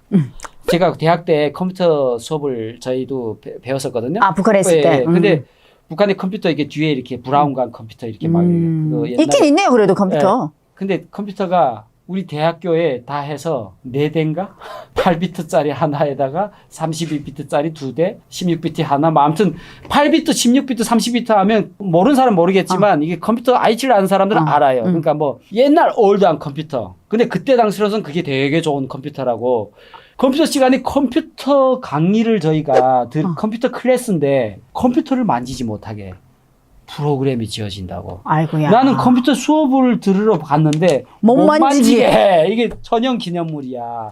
전형 기념물. 그러니까 막 그래서 그때 되게 신기하고 저거는 어떻게 할 것인가. 뭐 조금 뭐 건반이라 하는데 북한에서는 키보드를 건반이라. 건반을 조금 만질까 하다가 또 다른 사람 체인지. 그래서 그거 뭐 대학교 기간에 2번인가 3번밖에 못 만졌어요. 한국 왔더니 뭐 컴퓨터가 너무 많아. 그리고 막 거기서 뭐 지키는 사람도 없어. 프로그램이 지어지니 뭐 이런 거 지키는 사람도 없어. 그냥 막 아무 사람이나 키보드 연습하고 막 이러는 거예요. 그게 첫 번째로 좀 충격이었고. 여기서 잠깐만 제가 궁금한 게 있습니다. 우리 북한 남성분들 대한민국에 오게 되면은 인터넷을 접하는 걸 굉장히 신기하게 생각되잖아요. 제일 먼저 본인이 검색한 단어가 뭡니까? 검색 키워드. 솔직히 말하면 야한 그림을 검색을 하긴 했었죠. 네. 나는 그거 나올 줄 알았어요. 네, 그래서 그러니까 김정일, 김일성 별로 모르겠고 그 야동 막 이래가지고 야동이 뭘까 검색을 했는데 그러다가 막 컴퓨터 바이러스 먹고 막. 네. 그래서 심지어 결제까지 했어. 근데 문제는 결제를 했으면 그 야동 영상을 봐야 되잖아. 결제를 했는데 그 야동 영상을 어디서 다운받은 것도 모르고 돈만 날린 거야. 어디서 다운되는데 이게 도대체 어디 들어가 있지? 그러니까 그것도 모르니까 이거를 말을 해야 되는데 창피하잖아. 그래서 선생님한테 컴퓨터 강의를 친 선생님한테 말을 해야 되는데 야동이란 말 못하고 제가 이렇게 며칠 전에 이렇게 해서 뭐 돈을 했는데 그러니까 그 사람은 바로 알아듣는 거야.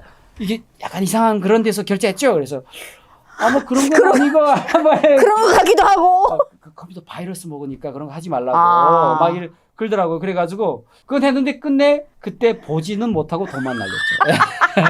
돈을 많이 날린 건 아니고 조금 아무튼. 알겠습니다. 네, 요거는 그랬어요. 누구나 네. 다 겪는 네, 에피소드인데 그래도 우리 영남 씨는 음. 그래도 뭔가 좀 특별한 거를 네. 검색하지 않았을까라고 네. 했는데 역시나였습니다. 역시 남자는 남자네요. 저는 남자니까요. 네. 왜냐면 되게 궁금했거든요. 네.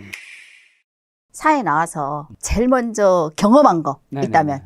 진로 고민을 많이 했었다 그랬잖아요. 그래가지고 제가 대학교를 갈 것인가, 뭐 일을 해서 돈을 벌 것인가 했는데 하나원에서 많은 교육 중에 큰 포지션이 돈을 많이 벌어야 된다라는 교육을 많이 해요. 사실은 그 은연 중에. 그러니까 돈을 버는 게 중요한 거다라고 생각을 해서 바로 일을 시작을 했었어요. 그러니까 바로 오자마자 일을 시작한 게 학원을 졸업하고 컴퓨터 학원을 3개월. 근데 그게 6개월 과정이었는데 제가 3개월 만에 끝냈어요. 어쨌든 끝내가지고.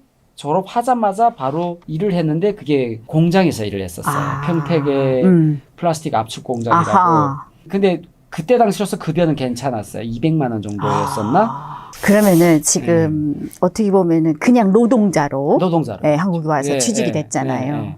사실 북한에 있을 때는 군 복무를 하시면서 건설 일을 네. 했다 했잖아요. 뭐 네. 노동자나 다름없는 네. 직업군 노동자잖아요. 예.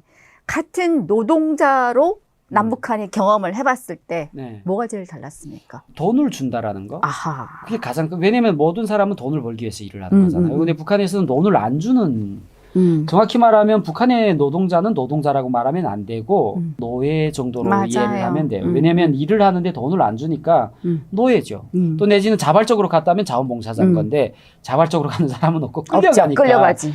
노예에 가까운데 돈을 준다라는 게 가장 큰 보상이고 그 다음에 남한에서 일하는 게 결코 쉽지는 않구나라는 생각이 들었어요. 들죠. 왜냐하면 공장에서 일을 했었는데 12시간인가 13시간을 일했었어요. 공장은 대부분 다 그래요. 남한도 결코 만만치는 않구나. 돈을 번다는 게 쉽지는 않구나. 그쵸. 그리고 저는 또 일을 하면서 갑자기 이런 게 드는 거예요. 현타 온다 그러잖아요. 내가 먹기 위해서 일하나 일하기 위해서 먹나. 왜냐하면 일하는 노동시간이 워낙 기니까 돈 쓸 시간이 없어요.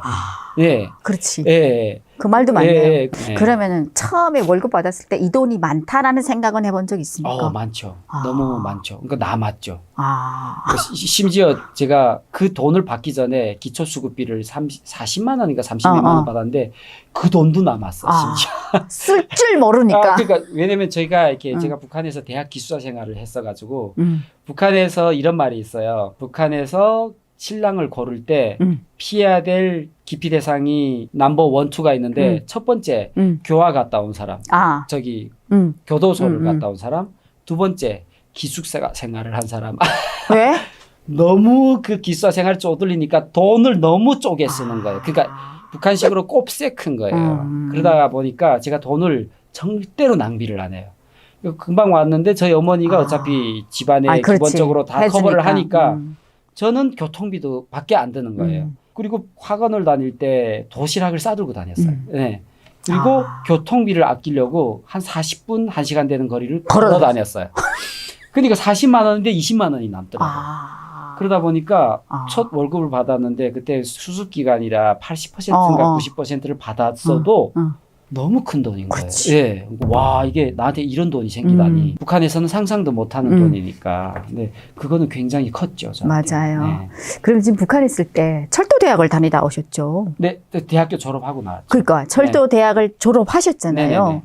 북한의 철도랑 네. 우리 대한민국의 철도 물론 비교가 안 됩니다. 예.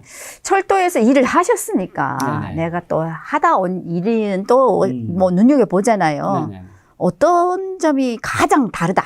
그러니까 많이 차이가 있는데 일단은 같은 점은 괴간이 같다. 그러니까 철도 너비가 같다. 넓이가. 네, 그러니까 철도는 이게 철도 용어로서 협계, 표준계, 관계 이렇게 표현을 하는데, 그러니까 북한식으로 표현을 하면 좁은 철길, 표준 철길, 넓은 철길이라고 표현을 해요. 북한은 참 우리말을 잘 써요. 그렇죠. 네. 그 괴간이 남한도 표준계고 북한도 표준계 1435mm예요. 똑같네요. 네, 1435mm인데 그게 같은 거고 그다음에 다 다르다고 보면 일단은 전기에는 직류 전원과 교류 전력 있잖아요. 이게 교류 전력 22,000볼테지인가 그거로 기차를 움직여요. 근데 북한은 직류 전력 3,300볼테지예요. 그러니까 그 어떤 전기 체계가 또 다르고 그리고 기차, 전동차. 전기가 다르니까 전동차도 다르겠죠. 전기 기관차가 북한에서는 보통 6축 기관차라고 해가지고 전동기가 6개가 달린 기관차. 한 축에 하나씩 달린 거예요. 6축을 많이 쓰고 있고 그 차량의 모태가 되는 게 보통 러시아 거를 많이 쓴 러시아식을 근데 심지어 북한이 전기 기관차는 남한보다 먼저 만들었어요. 그러니까 쉽게 말해서 그랬구나.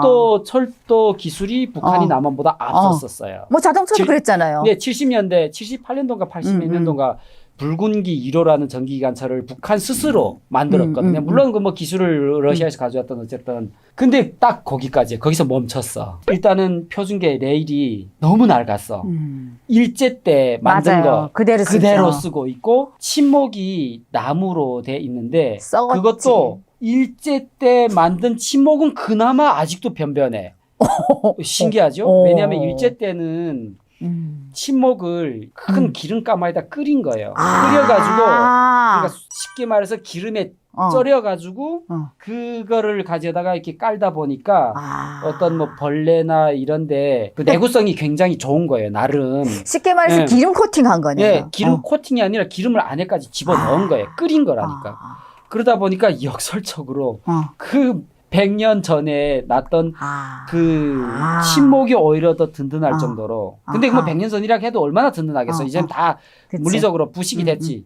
근데 그 이후에 오히려 북한이 깔은 철도 침목, 걔네들은 기름을 이제 말씀하신 것처럼 기름을 코팅만 해버린 거야. 근데 코팅이라는 게 나무가 이게 시간이 지나면 마르면서 쩍쩍 갈라지잖아요. 그치.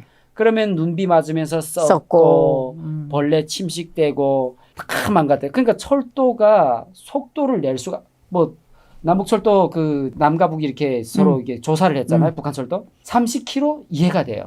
예, 진짜로 30km 시속. 예, 시속 평균 시속이 30km라는 거예요. 아니에요. 한국 거는 타보고 어땠습니까? 예를 들면 무궁화를 타도 북한의 상급차 정도로 좋고 열차가 속도가 기본적으로 무궁화가 그쵸. 한국이 제일 속도가 느리잖아요. 그렇죠, 네. 그것도 북한의 가장 기차다운 기차. 네, 북한에 가장 빨리 달리는 구역이 있는데 평양에서 간리역이라고 맞아, 해가지고 맞아. 그 구역은 이렇게 딱 평지고 빨리 달리는 그게 80km 정도 나오거든요. 맞아. 최대로 100km까지 나오는 경우가 간혹 약간 로또 맞을 확률로 있기는 해요. 근데 평양 전역이죠. 평양 전역. 그 정도 뭐 몇 군데 내놓고는 다 그냥 뭐 30km, 50km 이렇게 달리는데 여기는 기본적으로 80km는 맞아요. 저속 철도인 네. 거예요. 근데 뭐 KTX를 타봤더니 부산까지 2시간 만에 딱 가는데 이게 약간 현실 감각이 안 들어. 맞아. 내가 부산까지 2시간 만에 왔다고. 진짠가 할 정도로. 그래서 뭐 철도는 일단은 기본적으로 A부터 Z까지 너무 북한이 낡았고 한마디 더 말하면 북한에 레일이라는 게 있단 말이에요. 북한 내루라 하는데 그게 북한 철도 용어상을 중량 레일이라는 게 있는데 기차가 뭐 기본적으로 60톤을 버텨내는 기차 화자가 지나가려면 이 레일이 강도가 얼마고 무게가 기본적으로 50kg 이상 나가야 된다는 그게 있어요. 중량 레일을 못 만들어 자체로 북한에서. 그래가지고 황해 제철소에서 만든다고 하지만 그거를 깔면 강도가 안 나와가지고 사고가 나는 거예요. 그래서 어떻게 하냐. 러시아에서 새 거는 못 가져가고 중고품을 가져다가 그것도 김정은이 다니는 본선 철길만 중량 레일을 중고만 깔았어요. 그것도 네. 그 인간도 중고를 깝니까? 네네네. 왜냐면 그 본선 철길이 전국에서 평양에서 해상까지 쭉 다 연결하는 본선 철길. 그거를 행사선 철길이라고 하거든요. 거기만 중량 레일을 중고로 그것도 깔았어요. 그 정도로 열악하고 한국은 철도가 복선 철길이에요. 그렇죠. 복선이죠. 그러니까 가는 차는 계속 가고 오는 차는 계속 와요. 근데 북한은 가다가 빼고 열차에서 역전해서 세우고 다른 차 지나보내고 또 가고. 네, 그러니까 그런 부분이 차이가 나죠. 그러니까 속도가 느릴 수밖에 없고 그럼에도 불구하고 북한에서 그나마 살아있는 게 아직까지 철도밖에 없어요. 철도 종사자가 한 20에서 30만 명 추정을 하거든요. 철도 대군이에요. 굉장히 많고. 그렇구나. 그리고 북한의 군대의 모체가 된 게 철도 경비대예요. 아하. 북한 군대, 그러니까 해방이 돼서 북한 군대가 나오기 전에 철도 경비대가 먼저 생겼어요. 아, 그랬구나. 네, 그 철도 경비대에서 그 다음에 군대로 그게 바뀌었어요. 그래서 북한은 철도 초모도 군대로 취급을 해주는 거예요. 아하. 그러네요. 제가 오늘 모르는 얘기를 많이 했어요. 그러니까요. 북한 사람들한테 우리 대한민국의 KTX의 이야기를 해준다고 하면은 네. 이것 또한 대북 방송으로 얘기를 한다고 하면은 뭐 그냥 쉽게 말해서 뭐 기술적 재원이 어쩌고 그것보다도 그냥 해산에서 평양까지 2시간이면 간다. 그치. 왜냐하면 제가 왜 해산에서 평양을 얘기하냐면 맞아. 해산에서 평양까지 정시로 가면 20시간 정도고 맞아요. 일반적으로 3일 동안 갔다. 엄청 빨리 간 거예요. 잘 예, 간 엄청 거지. 빨리 간 거예요. 근데 그걸 2시간 동안 갔다 하면 그러면 말 다 끝난 거예요. 예. 뭐 시속 200km 다 필요 없어요. 그냥 해산 평양까지 2시간이면 간다. 근데 맞는 말씀입니다. 네. 시속 200km 달립니다 하면은 시속이 200km가 뭐요? 라고 하죠. 네. 그리고 북한은 철길도 가능하면 직선으로 만드는 게 아니라 꼬불꼬불하게 만들어서 예를 속도를 들어서 못 내지. 북한의 평양에서 그러니까 모든 나라는 나라길 시장점이라는 게 있어요. 그러니까 부산까지 200km다, 500km다 하는 그게 기준이 있을 거 아니에요. 어디에서 500km다, 200km다. 그러니까 그게 보통 수도에 있거든요. 그래서 한국도 서울에 있을 거예요. 그 나라길 시작점이라고 하는데 평양에서 양강도 해상까지 728km인가 750 몇 킬로인가 돼요. 근데 동일한 기준에서 부산까지 가면 700km 안 나올걸요. 예. 그게 이게 꼬불꼬불하게 해서 그러는 거예요. 길을. 예, 그러니까 왜냐면 가능하면 한국은 다 터널 뚫어버리잖아요. 그렇죠. 양강도 해산을 넘어가는데 배감령이라는 곳이 있는데 맞아요. 그걸 넘어가는데 그 배감령을 요렇게 철도가 올라갔어. 요렇게. 한국 같으면 뚫어버리지. 근데 요렇게 올라가다 안 돼서 마지막에 터널을 뚫는 거예요. 그래서 북한은 모든 철로나 자동차나 다 꼬불꼬불하게 해가지고 통일이 되면 우리나라의 어떤 건설업계 그리고 교량, 철도, 선로를 낳는 업체에서 그냥 길을 새로 만든다고 보면 돼요. 쓸 게 별로 없어요. 없죠. 네, 없죠. 없어요. 네. 우리 대한민국은 터널 뚫는데 하루에 3m 이상? 네. 그렇게 많이 뚫는다고 얘기를 하시더라고요. 그러니까 그것도 3m 기준이 뭐 예를 들면 직경이 뭐 1m짜리를 4m를 뚫는지 직경이 예를 들면 5m짜리를 뚫는지에 따라서 좀 다르긴 하는데 저희 회사가 제가 다니던 회사가 그 터널 뚫는 데 쓰는 재료를 납품하던 회사였어요. 그랬구나. 네, 그러니까 뭐 교량도 납품하지만 그게 TBM이라고 TBM 공법이라고 가끔 혹시 보셨는지 모르겠지만 유튜브에 집채만한 이렇게 기계. 동그란 기계가 터널 뚫는 거. 터널 뚫는 기계가 이렇게 돌아가는 돌아가는데 얘가 그냥 돌아가는 게 아니라 걔가 돌아가면 흙일 거 아니에요. 그렇지. 흙이고 물이고 막 나올 거 아니에요. 그 나오는 흙과 물을 바로 컨베이어로 바로 뒤로 배출을 해요. 배출을 하면서 배출하는가에 동시에 이 꼭대기 그냥 뚫으면 무너질 거 아니에요. 거기에다가 콘크리트 세그빔이라고 해서 콘크리트 조각지를 바로 탁탁탁탁 기계로 이렇게 맞추면서 이렇게 쫙 하면서 가는 거예요. 그러니까 그게 바로 맞추면서 나가는 게 아니라 대박. 콘크리트 세그빔을 맞추는가 동시에 그 아무래도 맞추더라도 짬이 있을 거예요. 그 뒤쪽에 방수 재료를 이렇게 쫙 도포를 하면서 가는 거예요. 그러면 세상에. 바로 그 석수가 있잖아요. 그 지하수가 못 나오게. 그러니까 그냥 뚫으면서 바로 안에 골조를 완성하면서 가는 거예요. 그거 TBM 공법이라 그러거든요. 난 처음 알았는데 보면서도 이게 왜 이렇게 흙이랑 안 나오지 했더니 그 공법을 쓰는. 그 공법을 보통은 그 공법 다 쓰는 게 아니라 돈이 좀 많이 들어서 다 쓰는 건 아니고 일반적으로 주민지가 가까운 지역에 폭파 같은 거 하게 되면 소리 나고 뭐 그러잖아요. 그러니까 그런 거를 쓰는데 그 세그빔을 저희 회사가 납품을 했었어요. 그래가지고 대한민국에 그걸 딱 보면 뭐 북한 뭐 해머대고 정태로 구멍 뚫러가지고 폭약 넣고 이렇게 구멍을 뚫는데 뭐 북한에 뭐 아무리 땅굴이 발전했다 다 개소리고 헛소리죠. 북한에 땅굴을 파는 거는 정대와 해머로 구멍을 파서 폭약 터뜨려가지고 하는 거예요. 그래서 한국의 그 어떤 터널을 잘 뚫는 기술과 일단은 비교 자체가 안 된다고 보면 돼요. 뭐 혹자는 어떤 전문가는 북한의 뭐 땅굴 전문가 그거는 저의 입장으로 봤을 때는 전혀 그거는 좀 근거 없는 얘기이고 땅굴 잘 예, 판단하는 잘 거는. 판단 그거는 어찌 보면 하루에 나가는 뭐 속도를 맞출 수는 있어요. 이 인력으로, 맨파워로 그냥 정대되고 뭐 이만큼 파하면 그럼 북한은 그냥 해머하고 정질은 잘해요. 눈 감고도 하니까. 눈 감고 해요, 진짜. 이거 맞춰요? 네, 맞춰. 하다 보면 저도 그렇게 했었어요. 저 정대 딱 대고 있잖아요. 그거 한 달만 하잖아요. 밤에도 할 수 있어요. 안 보이는데? 불이 없잖아요. 불이 없으니까 어떻게 하면 라이터 불 있죠. 라이터 불. 그거 번떡해. 그 앞에 정 대가리만 번떡하면 그와 동시에 치고. 그러니까 번떡하면 아 저기 어디쯤에 있구나 하잖아요. 위치. 거기다 대고 치는 거예요. 그리고 뭐 LED 등 있잖아요. 여기 LED 등이라는 게 큰 LED 등 말고 LED 등 딱 요만한 거 하나 있는 거. 그거를 딱 머리에다가 욕해가지고 그 LED 등이라는 게 뭐 조도가 안 나오죠. 요만한 거. 그걸 켜고 작업등이었거든요. 그렇게 하고 밤에 쩡대질을 해요. 쩡대질하면서 졸아요. 어떡하네. 진놈도 졸아. 예. 미치고. 그래도 잘 맞아. 와. 뭐야, 인간 기계예요? 그렇죠. 예. 한 달 하면 그렇게 돼요. 진짜. 근데 그렇게 하고 싶지 않아요, 저는. 야, 네. 대박이다. 그래서 맛있어요. 대한민국의 터널 기술과 북한의 터널 기술은 일단은 비교 불가다라고 보면 돼요. 네. 북한이 아무리 터널 기술 다 맨파워로 하는 거예요.